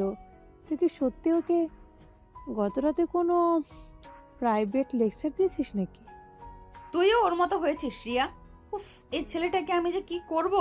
ও আমায় সবার সামনে বেইজ্জত করে ছাড়ে, অথচ ওর উপর আমি রাগও করতে পারছি না। আচ্ছা বাদ দে, স্টাফ রুমে চল, এখনই ঘন্টা বাজবে, ফাইলগুলো চেক দিই। অবন্তিকা আর রিয়া চলে যায়। কিছুক্ষণ পর কলেজের ছুটির ঘন্টা পড়ে গেছে। ছাত্রছাত্রীরা কলরব করতে করতে বেরিয়ে যাচ্ছে। অবন্তিকা ম্যাডাম তার স্টাফ রুমে বসে ফাইল গোছাচ্ছিলেন, কিন্তু তার মন পড়ে আছে ওই অবাধ্য জুনিয়রটার দিকে। আজ ক্লাসে অর্ণব তাকে সবার সামনে যেভাবে বেইজ্জত করেছে, তাতে রাগ হওয়ার কথা থাকলেও অবন্তিকা কেন যেন এক অদ্ভুত শিহরণ অনুভব করছেন। কাজ শেষে অবন্তিকা করিডোর দিয়ে হেঁটে যাচ্ছেন। হঠাৎ পেছন থেকে কেউ তার শাড়ির আঁচলে আলতো টান দিল। অবন্তিকা চমকে পিছনে ফিরে চেঁচায়, অর্ণব, বাবার তুই এখনো বাড়ি যাসনি? আর সাহস তো কম না, করিডোরে সবার সামনে আঁচলে হাত দিচ্ছ। বাড়ি গিয়ে কি হবে ম্যাডাম? বাড়িতে তো আমি নেই, আর আঁচল তো আপনি নিজেই ফেলে রেখেছেন। আমি তো জাস্ট ওটা সামলে দিচ্ছিলাম। আচ্ছা ম্যাডাম, ক্লাসে তো আমায় বের করে দিলেন, কিন্তু এই যে আপনার মনের ভেতরে আমি সারাক্ষণ ডিগবাজি খাচ্ছি, সেখান থেকে বের করবেন কিভাবে? তুমি একটা আস্ত পাগল, সরো সামনে থেকে, আমার কাজ আছে। কিছুক্ষণ পর বিকেলের পরন্ত রোদ। কলেজের ছাদে ওঠার দরজাটা সাধারণত খোলাই থাকে। অবন্তিকা কি একটা প্রয়োজনে বা হয়তো একটু নির্জনে নিজের উত্তাল মনটাকে শান্ত করতে কলেজের ছাদে এলেন। চারপাশটা একদম শুনশান। ঠিক তখনই পেছনে জুতোয় খসখসে শব্দ হলো। অবন্তিকা ঘোরার আগেই ঝট করে কেউ ছাদের দরজাটা আটকে দিয়ে ভেতর থেকে তালা মেরে দিল। অর্ণব, তুমি এখানেও পিছু নিয়েছো? আর দরজা কেন বন্ধ করলে? পাগল হয়েছো? কেউ দেখে ফেললে সর্বনাশ হয়ে যাবে। কেউ দেখবে না ম্যাডাম, সবাই এখন বাড়ি ফেরার ব্যস্ততায়। আজ এখানে শুধু আপনি আর আমি। নীল আকাশ সাক্ষী রেখে আজ আপনার ওই কড়া ম্যাডাম ইমেজটা আমি ছিঁড়ে ফেলবো। অর্ণব অবন্তিকাকে ছাদের কোণে একটা দেওয়ালের সাথে চেপে ধরলো। বিকেলের লালচে আলোয় অবন্তিকার মুখটা অপার্থিব সুন্দরী লাগছে। অর্ণব তার দুহাত দিয়ে অবন্তিকার কবজি দুটো দেওয়ালের সাথে চেপে ধরলো। বাতাসের ছাপটায় অবন্তিকার চুলগুলো উড়ছে। অর্ণব অবন্তিকার একদম গায়ের সাথে মিশে দাঁড়িয়ে আছে। অবন্তিকা নিঃশ্বাস নিতে পারছে না। তার বুকের ওঠানামা বলে দিচ্ছে সে কতটা উত্তেজিত এবং ভীত। অর্ণব অবন্তিকার কানের লতির একদম কাছে ফিসফিস করে, ক্লাসে খুব তো তেজ দেখালেন ম্যাডাম, এখন কেন আপনার হাতগুলো বরফের মতো ঠান্ডা হয়ে গেছে? ভয় পাচ্ছেন নাকি চাইছেন আমি আপনাকে সেই শাস্তিটা দেই যা গত রাত থেকে আপনার পাওনা হয়ে আছে? অর্ণব প্লিজ, এটা কলেজ, এখানে এসব করো না। তুমি আমায় বোর করে দিচ্ছ। তোমার এই জোর করা দিয়ে। অর্ণব অবন্তিকার ঘাড়ের ওপর নিজের উষ্ণ ঠোঁট দুটো ছোঁয়ালো। বোর হচ্ছেন? তবে আপনার শরীর কেন কাঁপছে ম্যাডাম? অর্ণব তার এক হাত মুক্ত করে অবন্তিকার কোমরের ভাঁজে হাত রাখলো। এই যে আপনার শরীরের প্রতিটি শিরায় শিরায় এখন রক্ত টকবক করে ফুটছে, এটা কি বোর হওয়ার লক্ষণ? অর্ণব কোনো কথা বলার সুযোগ না দিয়ে অবন্তিকার ঠোঁট দুটো নিজের দখলে নিয়ে নিল। এক দীর্ঘ কড়া আর তৃষ্ণার্ত চুম্বন। অবন্তিকা প্রথমে বাধা দেওয়ার চেষ্টা করলেও অর্ণবের শক্ত সমর্থ শরীরের চাপে সে অবশ হয়ে গেল। তার হাত দুটো আপনা আপনিই অর্ণবের ঘাড় জড়িয়ে ধরল। ছাদের ওপর বইতে থাকা ঝোড়ো বাতাস যেন তাদের কামনার আগুনকে আরো বাড়িয়ে দিল। অর্ণব চুম্বনের ফাঁকে ভারী গলায় বলল, সিনিয়র বউ হওয়া এত সহজ নয় ম্যাডাম। অবাধ্য স্বামীকে সামলাতে গেলে নিজেকেও অবাধ্য হতে হয়। অর্ণব অবন্তিকার শাড়ির আঁচলটা কাঁধ থেকে নিচে ফেলে দিল। তার আঙ্গুলগুলো অবন্তিকার পিঠের উন্মুক্ত অংশে আগুনের মতো বিচরণ করতে লাগলো। অবন্তিকা এক তীব্র শিরশিরানি অনুভব করলো, যা তার মেরুদণ্ড দিয়ে বয়ে গেল। সে যন্ত্রণায় আর সুখে একটা অস্ফুট চিৎকার করে উঠল। অর্ণব, তুমি আমায় জ্বালিয়ে পুড়িয়ে খাক করে দিচ্ছ, আমি আর পারছি না। সেই বিকেলের পরন্ত আলোয় কলেজের নির্জন ছাদে তারা এক অপরের মাঝে হারিয়ে গেল। অর্ণব যেন আজ কোনো আদিম শিকারী, আর অবন্তিকা তার স্বেচ্ছায় ধরা দেওয়া শিকার। অর্ণবের প্রতিটি ছোঁয়ায় অবন্তিকা নতুন করে অনুভব করলো সে এই গরিব জুনিয়র স্টুডেন্টটার প্রেমে শুধু পড়েনি, ডুবে গেছে। কিন্তু স্বীকার করছে না কেবল। অবন্তিকা ভেবেছিলেন অর্ণব হয়তো এবার তাকে ছেড়ে দেবে, কিন্তু অর্ণব যেন আজ অন্য নেশায় মেতেছে। সে অবন্তিকাকে ছেড়ে দেওয়ার বদলে তার কোমরে দুই হাত দিয়ে আরো শক্ত করে নিজের শরীরের সাথে মিশিয়ে ধরল। ছাদের উপর বিকেলের রোদটা তখন ম্লান হয়ে আসছে, কিন্তু তাদের দুজনের মাঝখানের তাপমাত্রা হু হু করে বাড়ছে। কি ম্যাডাম, ভেবেছিলেন একটু আদর করেই ছেড়ে দেব? জুনিয়রদের মন বোঝা কি এতই সহজ? আমার তৃষ্ণা তো এখনো মেটেনি। অর্ণব প্লিজ, অনেক হয়েছে, এবার ছেড়ে দাও। শরীরটা অবশ্যই আসছে আমার। কেউ এসে পড়লে আমি মুখ দেখাবো কি করে? কেউ আসবে না। এই তালাবদ্ধ ছাদে আজ শুধু আমার হুকুম চলবে। আপনি না বলেছিলেন আমি আপনাকে বোর করি? তবে কেন আপনার গলার এই নীল শিরাটা এভাবে লাফাচ্ছে? কেন আপনি আমার দিক থেকে চোখ সরাতে পারছেন না? অর্ণব কোনো কথা শোনার সুযোগ না দিয়ে অবন্তিকার গলার কাছে নিজের মুখটা ডুবিয়ে দিল। অবন্তিকা হঠাৎই শিউরে উঠলেন। অর্ণবের ঠোঁটের ছোঁয়া যখন তার গলার নরম চামড়ায় পড়ল, তখন অবন্তিকার মনে হলো তার সারা শরীরে বিদ্যুৎ খেলে যাচ্ছে। সে যন্ত্রণায় আর সুখে অর্ণবের মাথার চুলগুলো মুঠো করে ধরল। অর্ণব অবন্তিকার কানের লতিতে দাঁত দিয়ে হালকা কামড় দিয়ে বলল, ম্যাডাম, আপনার এই ফর্সা গলার উপর আমার দেওয়া এই লাল দাগগুলো যখন আয়নায় দেখবেন তখন বুঝতে পারবেন এই গরিব জুনিয়রটা আপনাকে কতটা গভীর করে চায়। সিনিয়র হওয়ার দেমাগটা তখন আর থাকবে না। অবন্তিকা চোখ বন্ধ করে ফেলে। তার শরীরটা ধনুকের মতো বেঁকে যাচ্ছে। উফ অর্ণব, তুমি তুমি আমায় পাগল করে দেবে। খুব লাগছে। তুমি কেন এত কড়া? কেন এত জোর করো তুমি? অর্ণব কোনো উত্তর দিল না। সে তার হাত দিয়ে অবন্তিকার অগোছালো শাড়িটা আরো একটু আলগা করে দিল। অবন্তিকার পিঠের খোলা অংশে যখন অর্ণবের গরম হাতের তালুটা পড়ল, তখন অবন্তিকার মুখ দিয়ে এক দীর্ঘ নিঃশ্বাস বেরিয়ে এলো। অর্ণব অবন্তিকার ঠোঁটে আবার নিজের ঠোঁট ডুবিয়ে দিল। এবারের চুম্বনটা ছিল আরো দীর্ঘ, আরো গভীর আর তৃষ্ণার্ত। ছাদের ওপর তখন নিস্তব্ধতা, শুধু তাদের দুজনের দ্রুত নিঃশ্বাসের শব্দ বাতাসের সাথে মিশে যাচ্ছে। অবন্তিকা আর নিজেকে সামলাতে পারলেন না। সে তার দু পা দিয়ে অর্ণবকে জড়িয়ে ধরার চেষ্টা করলো। অর্ণব তাকে দেওয়ালের সাথে চেপে ধরে তার শরীরের প্রতিটি ভাঁজে নিজের অধিকার প্রতিষ্ঠা করছিল। অবন্তিকার মনে হলো সে যেন এক বিশাল সাগরে তলিয়ে যাচ্ছে, যে সাগরের নাম অর্ণব। কি ম্যাডাম, এখনো কি পালিয়ে যেতে ইচ্ছে করছে, নাকি এই বন্দি অবস্থায় আপনার ভালো লাগছে? অর্ণব অবন্তিকার কপালে আর চোখে অজস্র ছোট ছোট চুমু দিয়ে তাকে শান্ত করলো। অবন্তিকা অর্ণবের বুকের মাঝে মুখ লুকিয়ে থাকলেন অনেকক্ষণ। বিকেলের মরা আলোয় তাদের এই ছাদের প্রেম এক নতুন ইতিহাস লিখে দিল। বিকেলের আলো মরে গিয়ে যখন সন্ধ্যায় ছায়া ঘনিয়ে এলো, তখন অবন্তিকার হুঁশ ফিরল। অর্ণব তার শার্টের বোতাম আটকাতে আটকাতে অবন্তিকার দিকে তাকিয়ে এক চিলতে দুষ্টু হাসি দিল। অবন্তিকা তখনও দেওয়ালের সাথে হেলান দিয়ে হাঁপাচ্ছেন। তার নীল শাড়ির আঁচলটা কাঁধের একপাশে কোনো মতে ঝুলে আছে। অর্ণব, আমরা বড় ভুল করেছি। কেউ যদি দেখে ফেলে আমি শেষ হয়ে যাব। ভয় পাবেন না ম্যাডাম, বাঘের ঘরে ঘোগের ভাষা আমি অনেক আগেই বেঁধে ফেলেছি। এবার চলুন, কলেজ গেট দিয়ে একদম স্বাভাবিকভাবে বের হবেন। তারা যখন ছাদ থেকে নিচে নেমে এলো, করিডোর তখন অন্ধকার। কিন্তু তারা জানতো না কলেজের বুড়ো দারোয়ান মকবুল চাচা চাবির গোছা নিয়ে তখন ওই দিকটাই আসছিলেন। দরজার ছিটকিনি খোলার শব্দ শুনে তিনি টর্চ জ্বালালেন। অর্ণব আর অবন্তিকাকে একসাথে নিচে নামতে দেখে তিনি থমকে দাঁড়ালেন।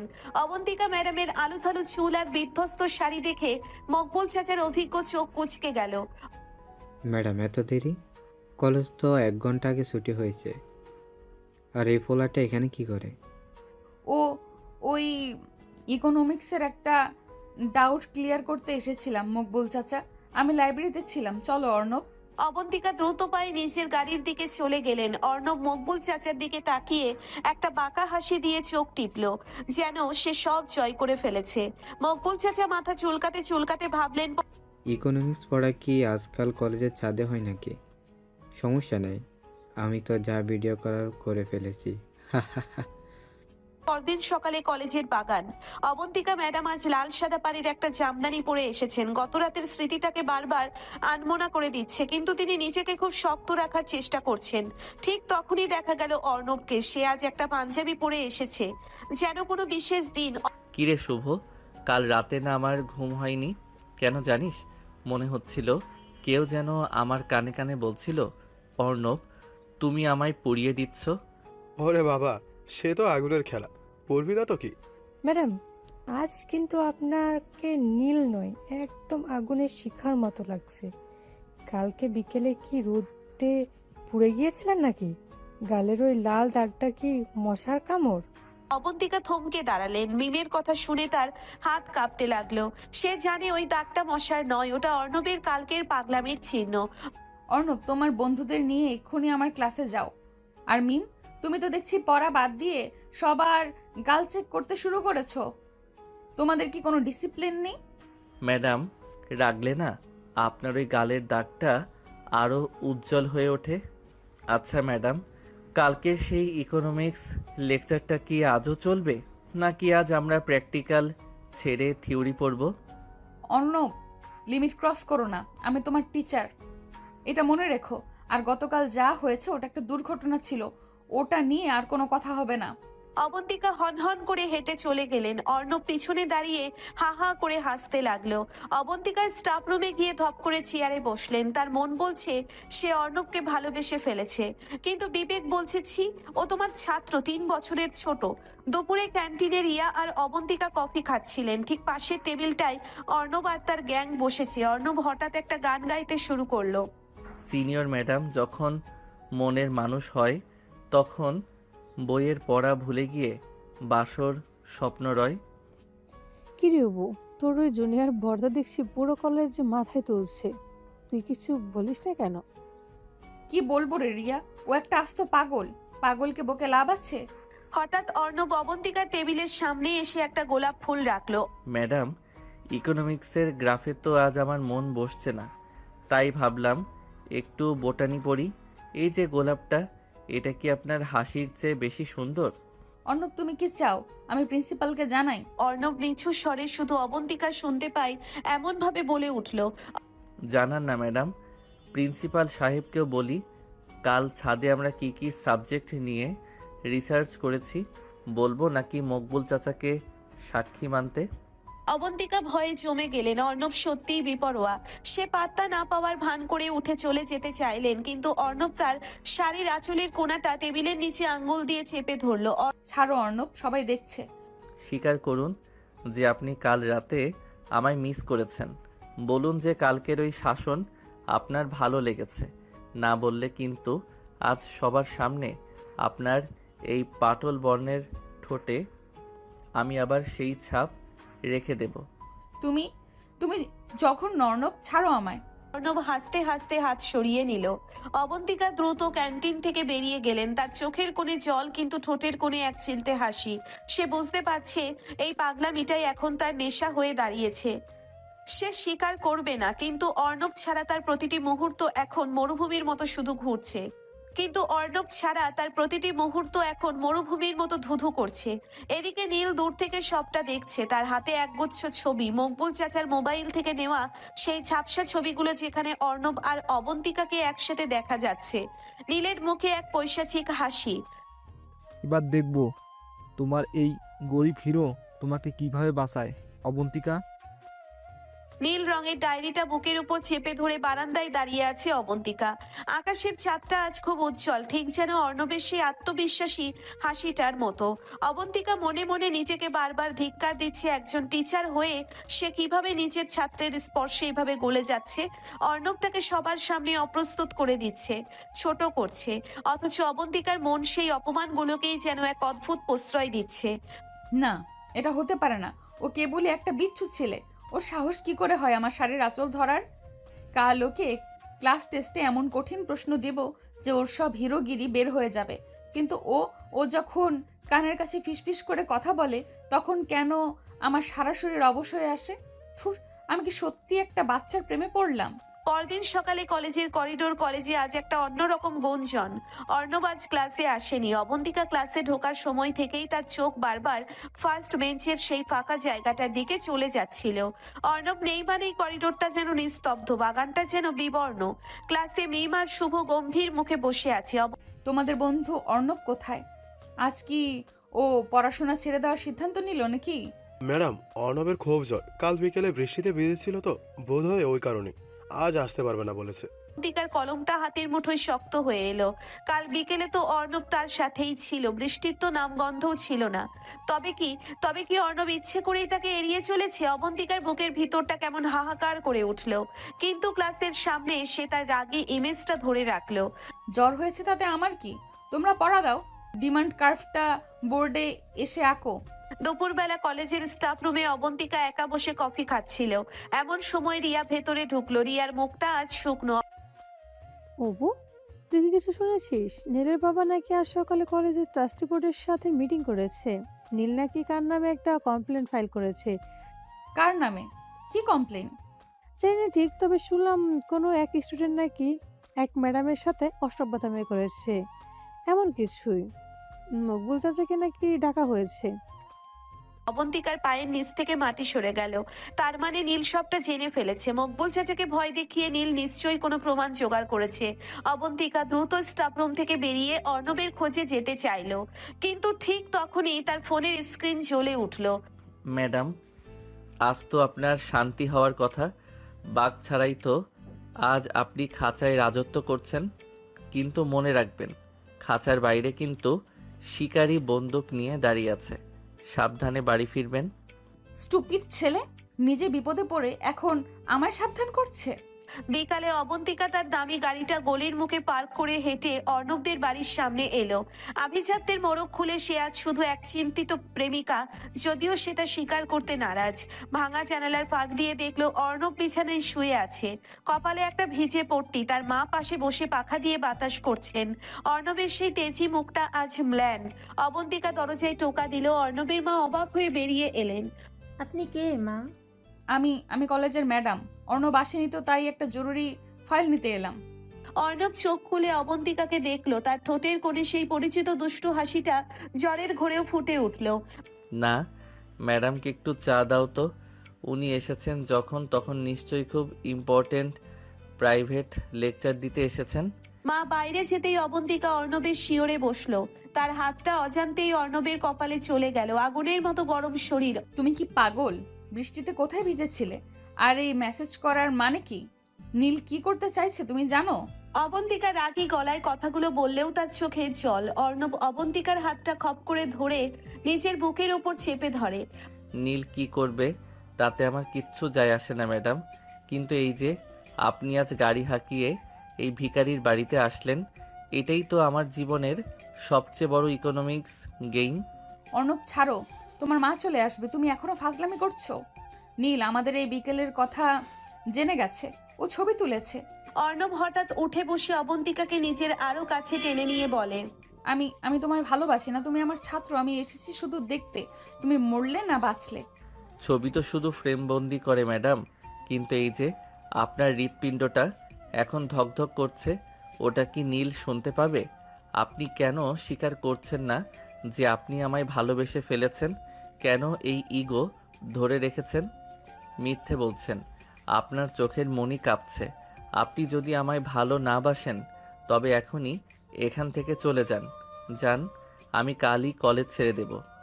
অর্ণব হঠাৎ উঠে বসে অবন্তিকাকে নিজের আরো কাছে টেনে নিয়ে বলে। অবন্তিকা স্তব্ধ হয়ে বসে রইল। সে উঠে দাঁড়ালো যাওয়ার জন্যে, কিন্তু পারল না। অর্ণব পেছন থেকে তার শাড়ির আঁচলটা খামছে ধরল। ঠিক যেতে হলে আঁচলটা কেটে রেখে যান ম্যাডাম, কারণ এই সুতোয় আমার প্রাণ বাঁধা। সেই মুহূর্তে বাড়ির বাইরে একটা গাড়ির হর্ন শোনা গেল। অবন্তিকা জানালা দিয়ে দেখলো নীলের গাড়ি। নীল নেমে আসছে, তার পেছনে কলেজের আরো দুজন মেম্বার। নীলের হাতে একটা খাম। নীল বাইরে থেকে চিৎকার করে, কই রে অর্ণব, তোর ম্যাডামকে নিয়ে যে আজ ঘরেই পড়াশোনা করছিস? আমরা তো অডিট করতে এলাম। অবন্তিকার মুখ ফ্যাকাশে হয়ে গেল।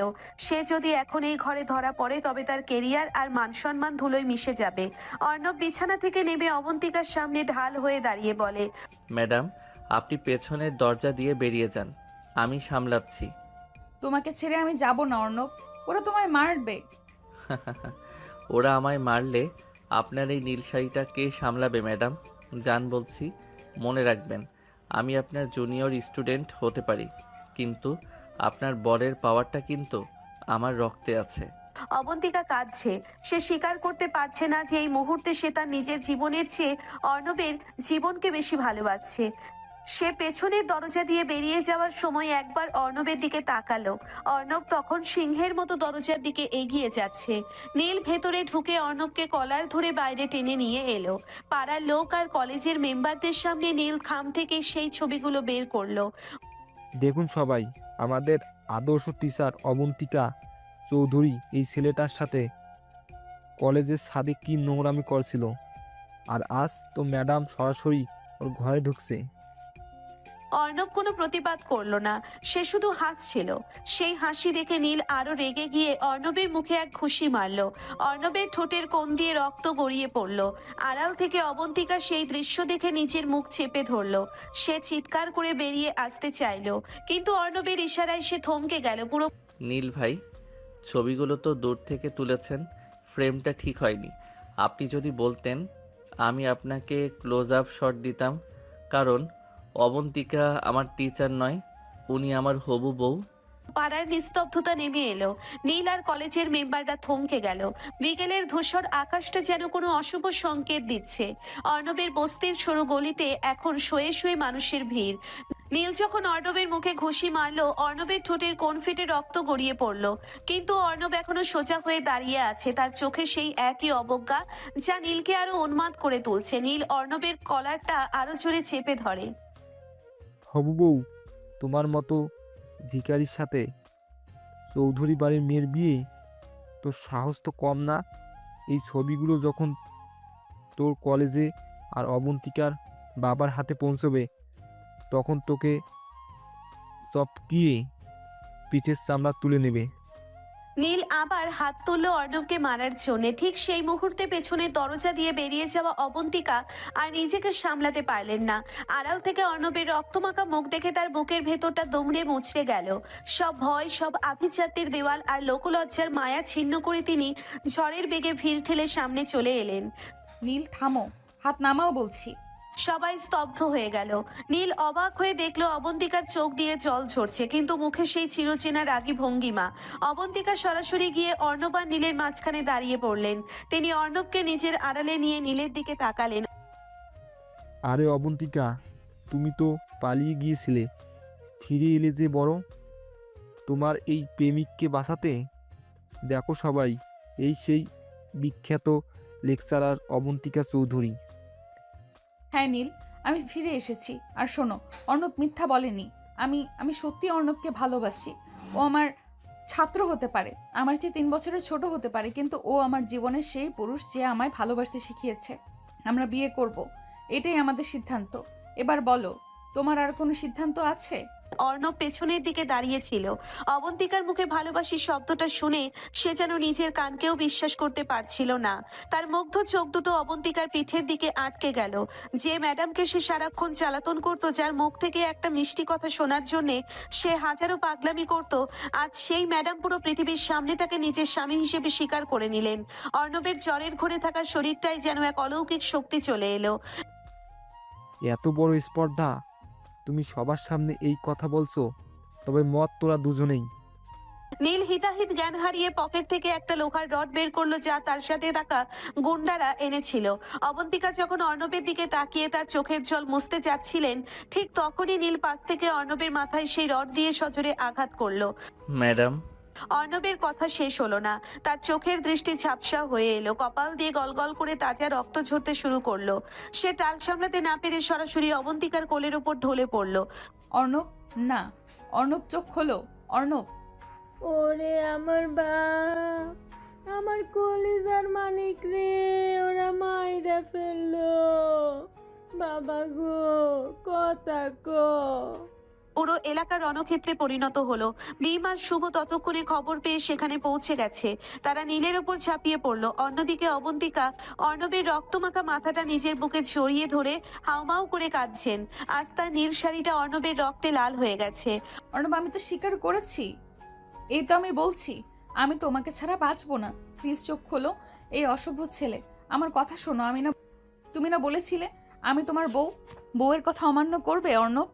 অর্ণব বেহুশ, তার নিঃশ্বাস খুব ধীর হয়ে আসছে। বৃষ্টির প্রথম ফোঁটা যখন অর্ণবের রক্তমাখা গালে পড়লো, তখন অবন্তিকা বুঝতে পারলেন তার এই জেদ আর লোকলজ্জা আজ তাকে এক ভয়াবহ পরিণতির মুখে দাঁড় করিয়ে দিয়েছে। নীল আকাশটা মুহূর্তের মধ্যে কালো মেঘে ঢেকে গেল। অর্ণবের বস্তির সেই নোংরা গলিটা এখন কান্নার রোলে ভারী হয়ে উঠেছে। নীলের সেই রডের আঘাত অর্ণবের কপালে নয়, যেন সরাসরি অবন্তিকার হৃদয়ে লেগেছে। অবন্তিকা পাথরের মতো বসে আছেন, তার কোলে মাথা রেখে নিথর হয়ে পড়ে আছে অর্ণব। অর্ণবের কপাল দিয়ে বয়ে আসা রক্তে অবন্তিকার সেই প্রিয় নীল শাড়িটা এখন কালচে লাল হয়ে গেছে। অর্ণব, এই অসভ্য ছেলে, ওঠো। তুমি না বলেছিলে আমি তোমার সিনিয়র বউ, বউয়ের আদেশ অমান্য করছো কেন? ওঠো বলছি। আমি তো সবার সামনে স্বীকার করেছি আমি তোমায় ভালোবাসি। এবার তো অন্তত যে ছাড়ো। অর্ণব কোনো উত্তর দিল না। তার ফর্সা মুখটা এখন জ্বরের তপ্ত আছে আর রক্তে মাখামাখি। মিম আর শুভ ততক্ষণে নীলকে গণপিটুনি দেওয়া শুরু করেছে, কিন্তু নীলের বডিগার্ডরা নীলকে কোনো মতে গাড়িতে তুলে সেখান থেকে চম্পট দিল। যাওয়ার সময় নীল চেঁচিয়ে বলে গেল, শুভ আজ তো শুধু ট্রেলার দেখালাম অবন্তিকা, তোমাদের এই প্রেম আমি কবরে পাঠিয়ে ছাড়বো। ওরে আমার বাজান রে, হাসপাতালে নেও, কেউ আমার পোলারে বাঁচাও, ও আমার অন্ধের জ্যোষ্ঠী গো। আর মিম মিলে একটা অ্যাম্বুলেন্স ডাকলো। অবন্তিকা কারো কথা শুনছেন না। তিনি নিজেই অর্ণবের মাথাটা ধরে অ্যাম্বুলেন্সে উঠলেন। বৃষ্টির ঝাপটা তখন আরো বেড়ে গেছে। অ্যাম্বুলেন্সের সাইরেনের শব্দ আর অবন্তিকার কান্নার শব্দ মিলেমিশে একাকার হয়ে গেল। রাত 10টা। হাসপাতালের সাদা করিডোর। অবন্তিকা দেওয়ালের সাথে হেলান দিয়ে দাঁড়িয়ে আছেন।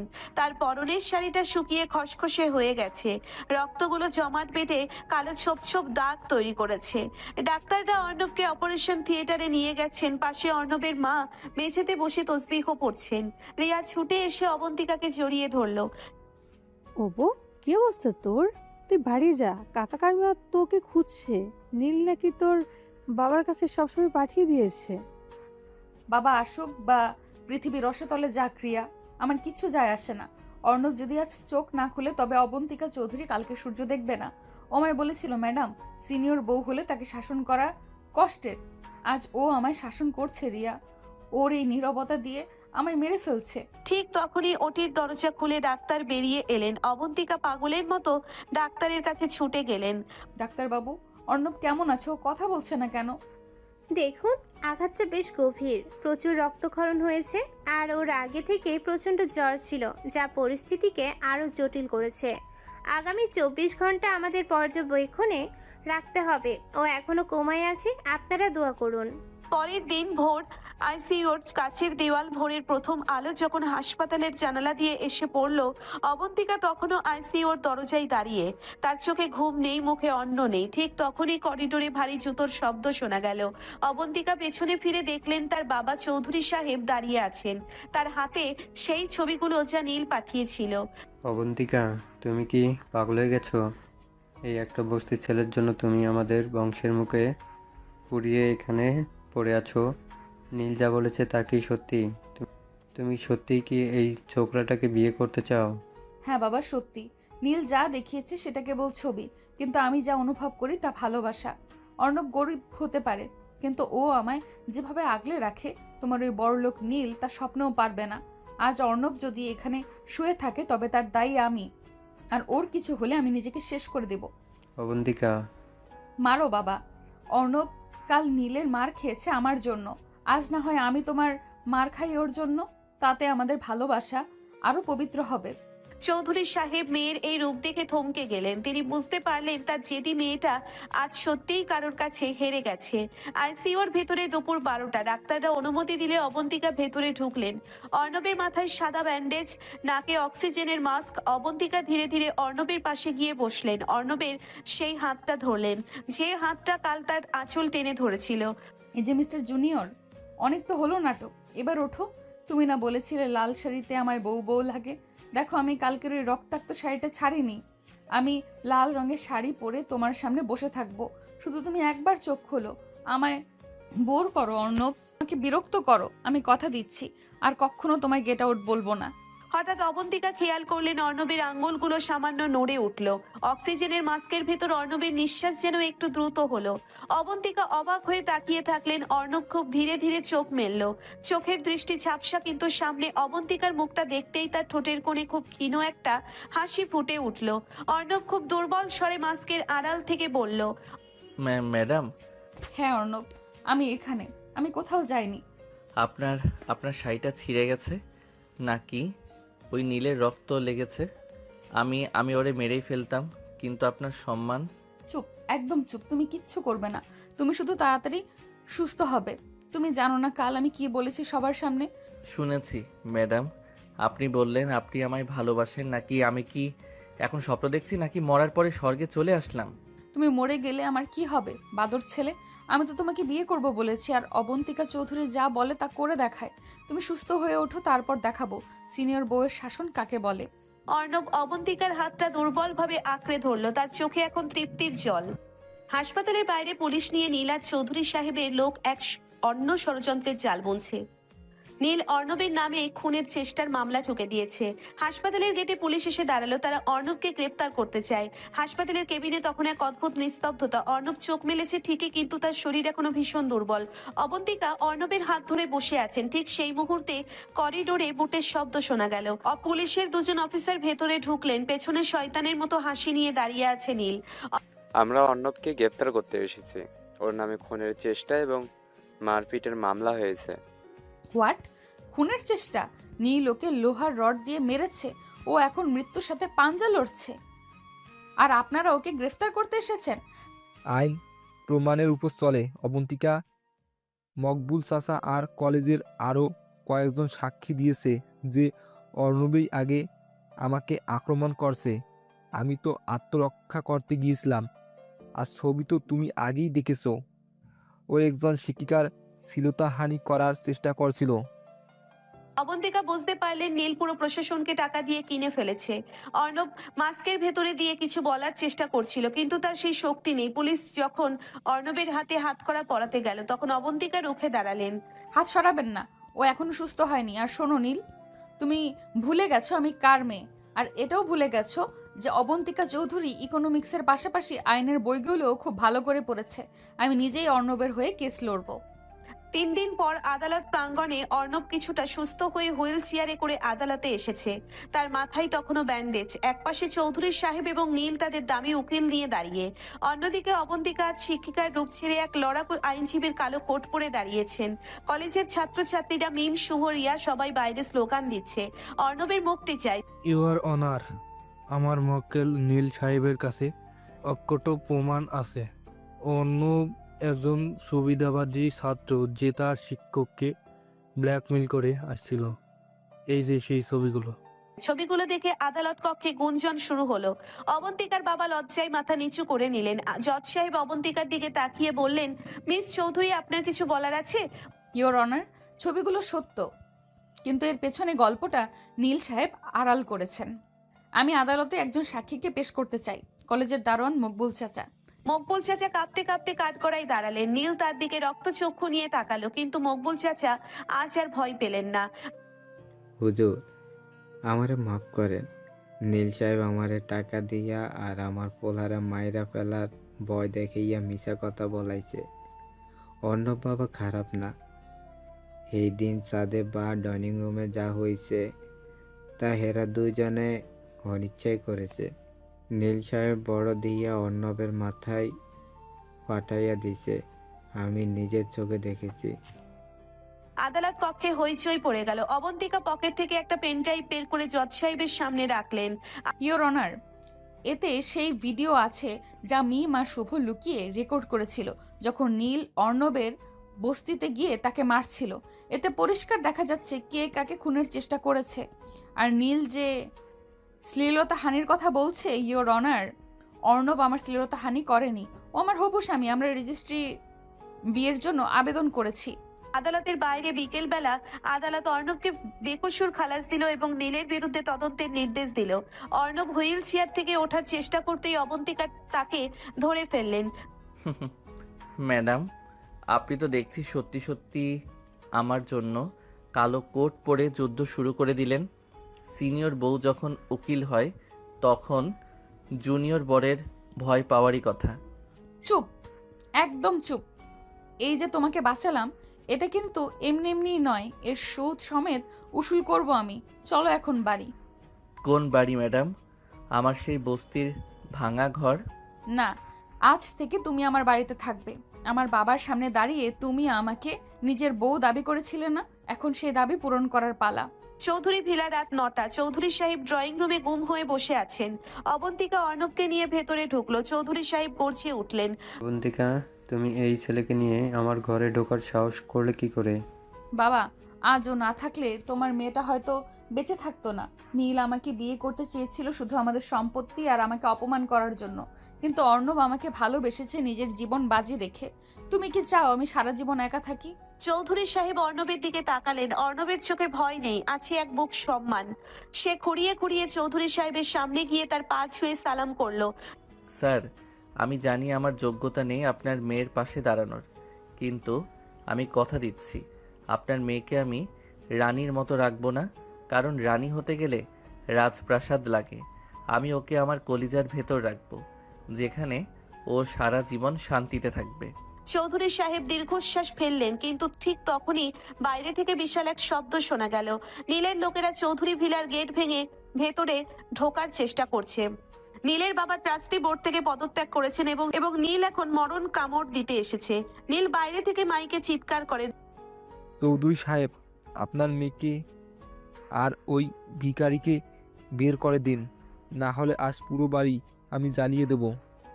ড্রয়িং রুমের ভেতরে সবাই আতঙ্কিত। অর্ণব নিজের ব্যান্ডেজ করা মাথা দিয়ে সোফা থেকে উঠে দাঁড়ালো। অবন্তিকা তার হাত চেপে ধরলেন। অর্ণব, যেও না, ওরা তোমাকে মেরে ফেলবে। ম্যাডাম, জুনিয়র বরকে তো আপনি আইনের হাত থেকে বাঁচালেন, এবার জুনিয়র বরকে তার সিনিয়র বউ আর শ্বশুরবাড়ি বাঁচানোর সুযোগ দিন। আপনি শুধু ওপর থেকে তামাশা দেখেন। অর্ণব ড্রয়িং রুমের কোণ থেকে একটা ক্রিকেট ব্যাট তুলে নিল। তার চোখে এখন আগুনের শিখা। সে খুঁড়িয়ে খুঁড়িয়ে হলেও সিংহের মতো গেটের দিকে এগিয়ে যাচ্ছে।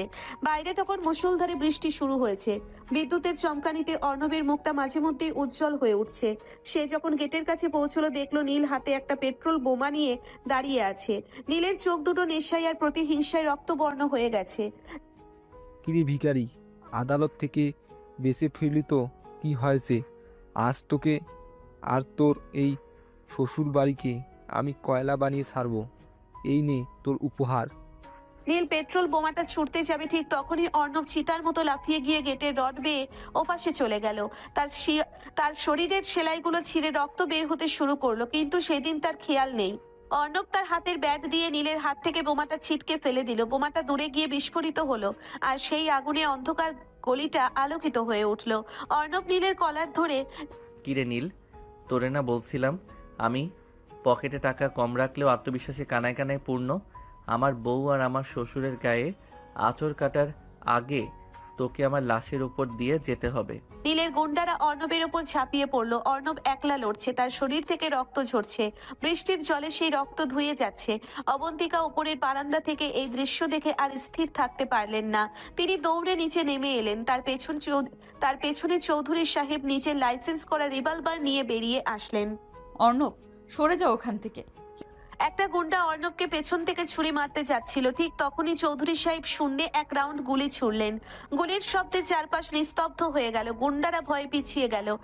নীল, আমার বাড়িতে ঢুকে আমার হবু জামাইয়ের উপর হাত তোলার সাহস তুই কোথা থেকে পেলি? পুলিশ আসছে, আজ তোকে কেউ বাঁচাতে পারবে না। পুলিশ ভ্যান আসার সাইরেন শোনা যেতেই নীলের গুন্ডারা যেদিকে পারলো পালিয়ে গেল। পুলিশ এসে নীলকে হাত করা পড়ালো। নীল যাওয়ার সময় অর্ণবের দিকে তাকিয়ে দাঁত কিরমির করে বলল, অর্ণব, তুই জিতে গেলি, কিন্তু মনে রাখিস চৌধুরী বাড়ির এই রাজপ্রাসাদ তুই সারা জীবন ভিখারি হয়ে থাকবি। ভুল বললি নীল, আমি ভিখারি না, আমি এই বাড়ির ভালোবাসার পাহারাদার। আর তোর মতো অমানুষের থেকে এই প্রাসাদ রক্ষা করাই আমার কাজ। এক সপ্তাহ পর চৌধুরী ভিলার ছাদ। নীল এখন জেলে। কলেজের ট্রাস্টি বোর্ড থেকে নীলের বাবাকে সরিয়ে দেওয়া হয়েছে। অর্ণব এখন অনেকটা সুস্থ। সে ছাদের আলসেতে হেলান দিয়ে চাঁদ দেখছিল। তার পরনে একটা দামি পাঞ্জাবি। চৌধুরী সাহেব নিজের হাতে তাকে উপহার দিয়েছেন। অবন্তিকা পেছন থেকে এসে, কি ব্যাপার মিস্টার জুনিয়র? এখন তো আর নীল নেই, কোনো ঝামেলাও নেই, তবে একা একা এখানে কি করা হচ্ছে? ভাবছি ম্যাডাম, জুনিয়র বরের তো অনেক হলো পাগলামি, এখন সিনিয়র বউ যদি একটু দায়িত্ব নেয়। অর্ণব অবন্তিকার কোমরে হাত জড়িয়ে নিজের কাছে টেনে নিয়ে বলে, এই যে আপনার বাবা তো রাজি হলেন, এবার কাজী অফিসে যাওয়ার কাজটা কি আমিই করব, নাকি আপনি লাল শাড়ি পরে আমাকে হাত ধরে টেনে নিয়ে যাবেন? তোমার সাহস তো দিন দিন বাড়ছে অর্ণব। আমি তোমার ম্যাডাম, এখনো কলেজে তুমি ফেল করতে পারো আমার হাতে। অর্ণব অবন্তিকার গলার কাছে মুখ নিয়ে গিয়ে ফিসফিস করে, ফেল করলে তো আরও ভালো ম্যাডাম, তাহলে পরের বছরও আপনার ক্লাসে গিয়ে আপনার ওই নীল শাড়ি আর কপালে নীল টিপটা দেখতে পারবো? সিনিয়র বউ যখন টিচার হয় তখন ছাত্র বরের পাশ করতে ইচ্ছা করে না। অবন্তিকা অর্ণবের বুকে মাথা রাখলেন। যে অর্ণবকে সে একদিন বের করে দিতে চেয়েছিলেন, আজ সেই অর্ণবের বুকেই সে খুঁজে পেয়েছেন পৃথিবীর সবচেয়ে নিরাপদ আশ্রয়। পরদিন সকালে কলেজের করিডোরে কলেজ আজ উৎসবের আমেজ। প্রিন্সিপাল স্যার অর্ণবকে তার সাহসিকতার জন্য সম্মান দিতে চান। অবন্তিকা ম্যাডাম আজ সাদা নীল শাড়িতে যেন অপ্সরা। তিনি করিডোর দিয়ে যাচ্ছিলেন, এমন সময় অর্ণব তার বন্ধুদের নিয়ে আবার সেই পুরনো জায়গায় দাঁড়িয়ে তাকে আটকালো। শুভ, তুই কি জানিস আজ ম্যাডামকে দেখলে মনে হচ্ছে যেন কোনো এক রূপকথার রানী তার জুনিয়র রাজপুত্রের জন্য অপেক্ষা করছে। ঠিক বলেছিস দোস্ত, কিন্তু রাজপুত্র তো এখনো তার রানীকে একটাও গোলাপ দেয়নি। অর্ণব সবার সামনে পকেট থেকে একটা টকটকে লাল গোলাপ বের করলো। সে হাঁটু গেড়ে অবন্তিকার সামনে বসে পড়লো। পুরো কলেজের ছাত্রছাত্রীরা গোল হয়ে দাঁড়িয়ে হাততালি দিচ্ছে। ম্যাডাম, আপনি তো আমাকে ক্লাস থেকে অনেকবার গেট আউট করেছেন। আজ আমি আপনাকে আমার জীবনের ভেতরে গেট ইন করার পারমিশন চাইছি। আপনি কি এই গরিব জুনিয়রের সিনিয়র বউ হবেন সারা জীবনের জন্য? অর্ণব উঠে দাঁড়াও, সবাই দেখছে। না ম্যাডাম, উত্তর না দিলে উঠব না। আপনি তো ইকোনমিক্স পড়ান, এবার আমার জীবনের লাভ ক্ষতির হিসেবটা মিলিয়ে নিন। হ্যাঁ রে পাগল, হব। এবার ওঠো, ক্লাস আছে আমাদের। ম্যাডাম গোলাপটা হাতে নেয়। অর্ণব উঠে দাঁড়িয়ে অবন্তিকার হাতটা শক্ত করে ধরলো। কিন্তু তারা জানতো না কলেজের অফিসে অবন্তিকার জন্য একটা অন্য চিঠি অপেক্ষা করছে। অবন্তিকার মা, যিনি এতক্ষণ নীরব ছিলেন, তিনি বিদেশ থেকে ফিরে আসছেন এবং তিনি অর্ণবের মতো মধ্যবিত্ত ছেলের সাথে এই বিয়ে কোনোভাবেই মানবেন না। কলেজের রোমান্টিক আবহাওয়াটা বিষাদে রূপ নিল যখন অবন্তিকা খবর পেলেন তার মা লন্ডন থেকে ফিরে এসেছেন। মিসেস সুরাইয়া চৌধুরী অত্যন্ত রক্ষণশীল এবং আভিজাত্য সচেতন নারী। তার কাছে চৌধুরী বংশের মান সম্মানের সব। চৌধুরী ভিলার ড্রয়িং রুম, সোফায় পা তুলে রাজকীয় ভঙ্গিতে বসে আছেন সুরাইয়া চৌধুরী। তার সামনে মাথা নিচু করে দাঁড়িয়ে আছেন চৌধুরী সাহেব। অবন্তিকা অর্ণবের হাত ধরে ড্রয়িং রুমে ঢোকা মাত্রই সুরাইয়ার তীক্ষ্ণ দৃষ্টি অর্ণবের ওপর পড়ল। অর্ণবের পরনে সাধারণ শার্ট, কিন্তু চোখে সেই একই তেজি ভাব। তো এই সেই রাস্তার ছেলে যার জন্য আমার মেয়ে পাগল হয়ে গেছে? অবন্তিকা, তোমার চয়েস এত জঘন্য হবে তা আমি ভাবিনি।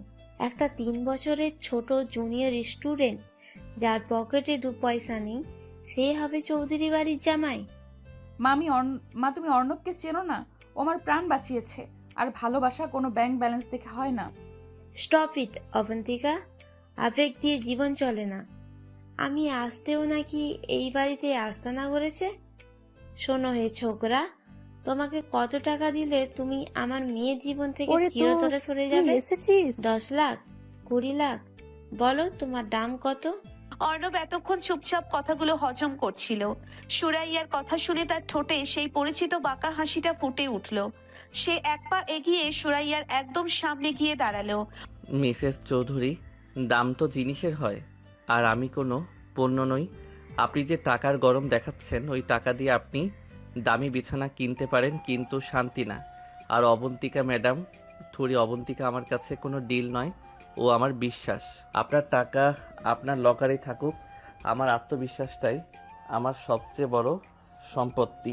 কত বড় সাহস আমার মুখে মুখে তর্ক! অবন্তিকা, আজ এই ছেলেকে বাড়ি থেকে বের করো, না হলে আমার মরা মুখ দেখবে। অবন্তিকা বিপদে পড়লেন। একদিকে তার প্রিয় মা, অন্যদিকে তার কলিজার টুকরো অর্ণব। অর্ণব অবন্তিকার চোখের ভাষা বুঝতে পারল। সে অবন্তিকার হাতটা আলতো করে ছেড়ে দিল। ম্যাডাম, আপনার মায়ের আশীর্বাদ ছাড়া আমি আপনাকে নিজের করে নিতে চাই না, কারণ আমি চাই না আমাদের সম্পর্কের জন্য আপনার পরিবারে ফাটল ধরুক।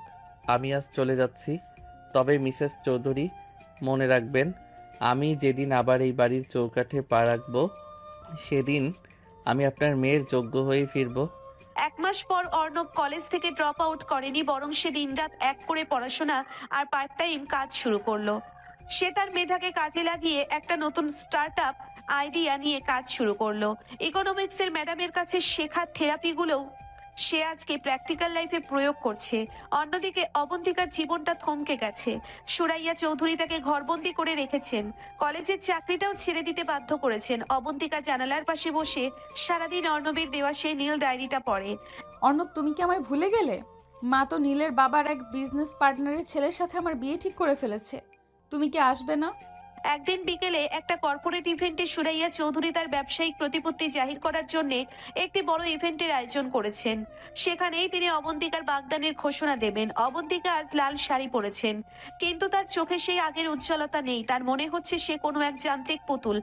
আজ আমি ঘোষণা করতে চাই যে আমার মেয়ে অবন্তিকা চৌধুরীর বিয়ে হচ্ছে বিখ্যাত ব্যবসায়ী মির্জা সাহেবের ছেলের সাথে। ঠিক তখনই হলের বিশাল দরজাটা সশব্দে খুলে গেল। স্পটলাইট গিয়ে পড়লো দরজার ওপর। সবাই অবাক হয়ে দেখলো এক সুঠামদেহী যুবক স্টুডেন্ট বুটেড হয়ে ভেতরে ঢুকছে। তার চোখে দামি সানগ্লাস আর ব্যক্তিত্বে এক অদ্ভুত আভিজাত্য। ওরে দোস্ত, তুই এসেছিস? যুবকটি আর কেউ নয়, স্বয়ং অর্ণব। তবে আগের সেই গরিব জুনিয়র নয়, সে এখন শহরের সবচেয়ে আলোচিত তরুণ উদ্যোক্তা, যার স্টার্টআপে কয়েক কোটি টাকার ইনভেস্টমেন্ট এসেছে। মিসেস চৌধুরী, আশা করি আজ আর আমার দাম জিজ্ঞেস করবেন না। আপনি যোগ্য পাত্র খুঁজছিলেন না? এই দেখুন আমার প্রোফাইল। আর হ্যাঁ, আমি শুধু একজন ব্যবসায়ী হিসেবে আসিনি, আমি এসেছি আপনার পাওনা উসুল করতে। তুমি এক মাসে এত টাকা কোথায় পেলে? মেধা আর জেদ থাকলে এক মাস অনেক সময় ম্যাডাম। অবন্তিকা আমায় ইকোনমিক্স শিখিয়েছিল, আর আমি সেই ইকোনমিক্স দিয়ে সাম্রাজ্য গড়তে শিখেছি। অর্ণব মঞ্চে উঠে অবন্তিকার সামনে গিয়ে দাঁড়ালো। অবন্তিকার চোখে তখন শ্রাবণের ধারা। অর্ণব পকেট থেকে একটা ছোট্ট আংটি বের করলো। এটা হীরা নয়, এটা সেই ঘাসের আংটির আদলে বানানো একটি রূপার আংটি। ম্যাডাম, আমি ফিরে এসেছি। জুনিয়র বর তো এবার মাল্টি মিলিয়নিয়ার বর হয়ে গেল। এবার কি সিনিয়র বউ তার পাহারাদারের হাত ধরবে? অবন্তিকা কোনো উত্তর না দিয়ে সরাসরি অর্ণবকে জড়িয়ে ধরলেন। পুরো হলের মানুষ করতালিতে ফেটে পড়ল। সুরাইয়া চৌধুরী বুঝতে পারলেন আভিজাত্য টাকা দিয়ে নয়, ব্যক্তিত্ব আর ভালোবাসা দিয়ে অর্জন করতে হয়। তিনি পরাজয় মেনে নিয়ে দুজনকে আশীর্বাদ করলেন। চৌধুরী ভিলা আজ আলোকসজ্জায় ঝলমল করছে। অবন্তিকার সেই প্রিয় লাল রঙে পুরো বাড়ি সাজানো হয়েছে। ড্রয়িং রুমে বসেছে বিয়ের আসর। অবন্তিকা আজ বেনারসি শাড়িতে মোড়ানো এক অপার্থিব সুন্দরী কোণে, আর অর্ণব তার সেই দুষ্টু হাসি মাখা মুখে আজ এক রাজকীয় গাম্ভীর্য। কিন্তু এই খুশির আবহাওয়ার নিচে লুকিয়ে আছে এক চোরা আতঙ্ক। নীল জেল থেকে পালিয়েছে, এই খবরটি অর্ণব কাউকে জানায়নি, বিশেষ করে অবন্তিকাকে নয়। বাবা অর্ণব, তুমি কি 3 লাখ টাকা দেনমোহর অবন্তিকা চৌধুরীকে স্ত্রী হিসেবে কবুল করে নিচ্ছ? কবুল? ঠিক তখনই বাইরে বিকট শব্দে একটা বোমা ফাটলো। বিয়ের আসরের ঝাড়বাতিগুলো দুলতে শুরু করলো। অতিথিরা আতঙ্কে ছোটাছুটি শুরু করলেন। গেট ভেঙে একটা জিপ সরাসরি বাড়ির ভেতরে ঢুকে পড়লো। জিপ থেকে নামলো নীল, হাতে একটি অটোমেটিক রাইফেল। তার চোখ দুটো উন্মাদনায় জ্বলছে। বিয়ে, এত আনন্দ, আমার জীবন ধ্বংস করে তোরা বাসর করবি? আজ কেউ বাঁচবি না। আজ এই বিয়ে হবে রক্তের অক্ষরে। অবন্তিকাকে লক্ষ্য করে ট্রিগার চাপতে যাবে ঠিক তখনই অর্ণব এক মুহূর্ত দেরি না করে অবন্তিকার সামনে ঝাঁপিয়ে পড়লো। কিন্তু নীল গুলি করার আগে একটা গুলির শব্দ শোনা গেল। নীলের হাত থেকে রাইফেলটা ছিটকে পড়ে গেল। পুলিশ আর চৌধুরী সাহেব অস্ত্র হাতে দাঁড়িয়ে। অর্ণবের বন্ধুরা ভীম আর শুভ আগে থেকেই পুলিশ নিয়ে ওত পেতেছিল। নীলকে চাপটে ধরা হলো। অর্ণব, তোকে আমি শেষ করে দেব, তোকে আমি। নীল, তুই অন্ধকারকে ভালোবেসেছিস আর আমি আলোকে। তোর রাইফেল আজ হার মেনেছে অবন্তিকার কপালে থাকা আমার ভালোবাসার সিন্দুরের কাছে। নিয়ে যান একে। সব ঝামেলা চুকে গেছে। নীল এখন যাবজ্জীবন কারাদণ্ডে দণ্ডিত। চৌধুরী সাহেব আর সুরাইয়া চৌধুরী খুশি মনে নতুন দম্পতিকে তাদের ঘরে পাঠিয়ে দিয়েছেন। বাসর ঘরটা সাদা ফুলে সাজানো, কিন্তু অবন্তিকা দাঁড়িয়ে আছেন সেই বারান্দায়, যেখানে তাদের প্রথম দিনগুলোর স্মৃতি মিশে আছে। অর্ণব পেছন থেকে এসে অবন্তিকার কোমরে হাত দিয়ে তাকে জড়িয়ে ধরলো। কি হলো ম্যাডাম, বাসর রাতেও কি ইকোনমিক্সের কোনো কঠিন চ্যাপ্টার নিয়ে ভাবছেন? অবন্তিকা ঘুরে দাঁড়িয়ে অর্ণবের গলায় হাত জড়িয়ে দিয়ে বলে, ভাবছি একজন জুনিয়র স্টুডেন্ট কিভাবে আমার মতো সিনিয়র ম্যাডামের পুরো জীবনটা ওলট পালট করে দিচ্ছে। তুমি কি সত্যি কোনো জাদু জানো অর্ণব?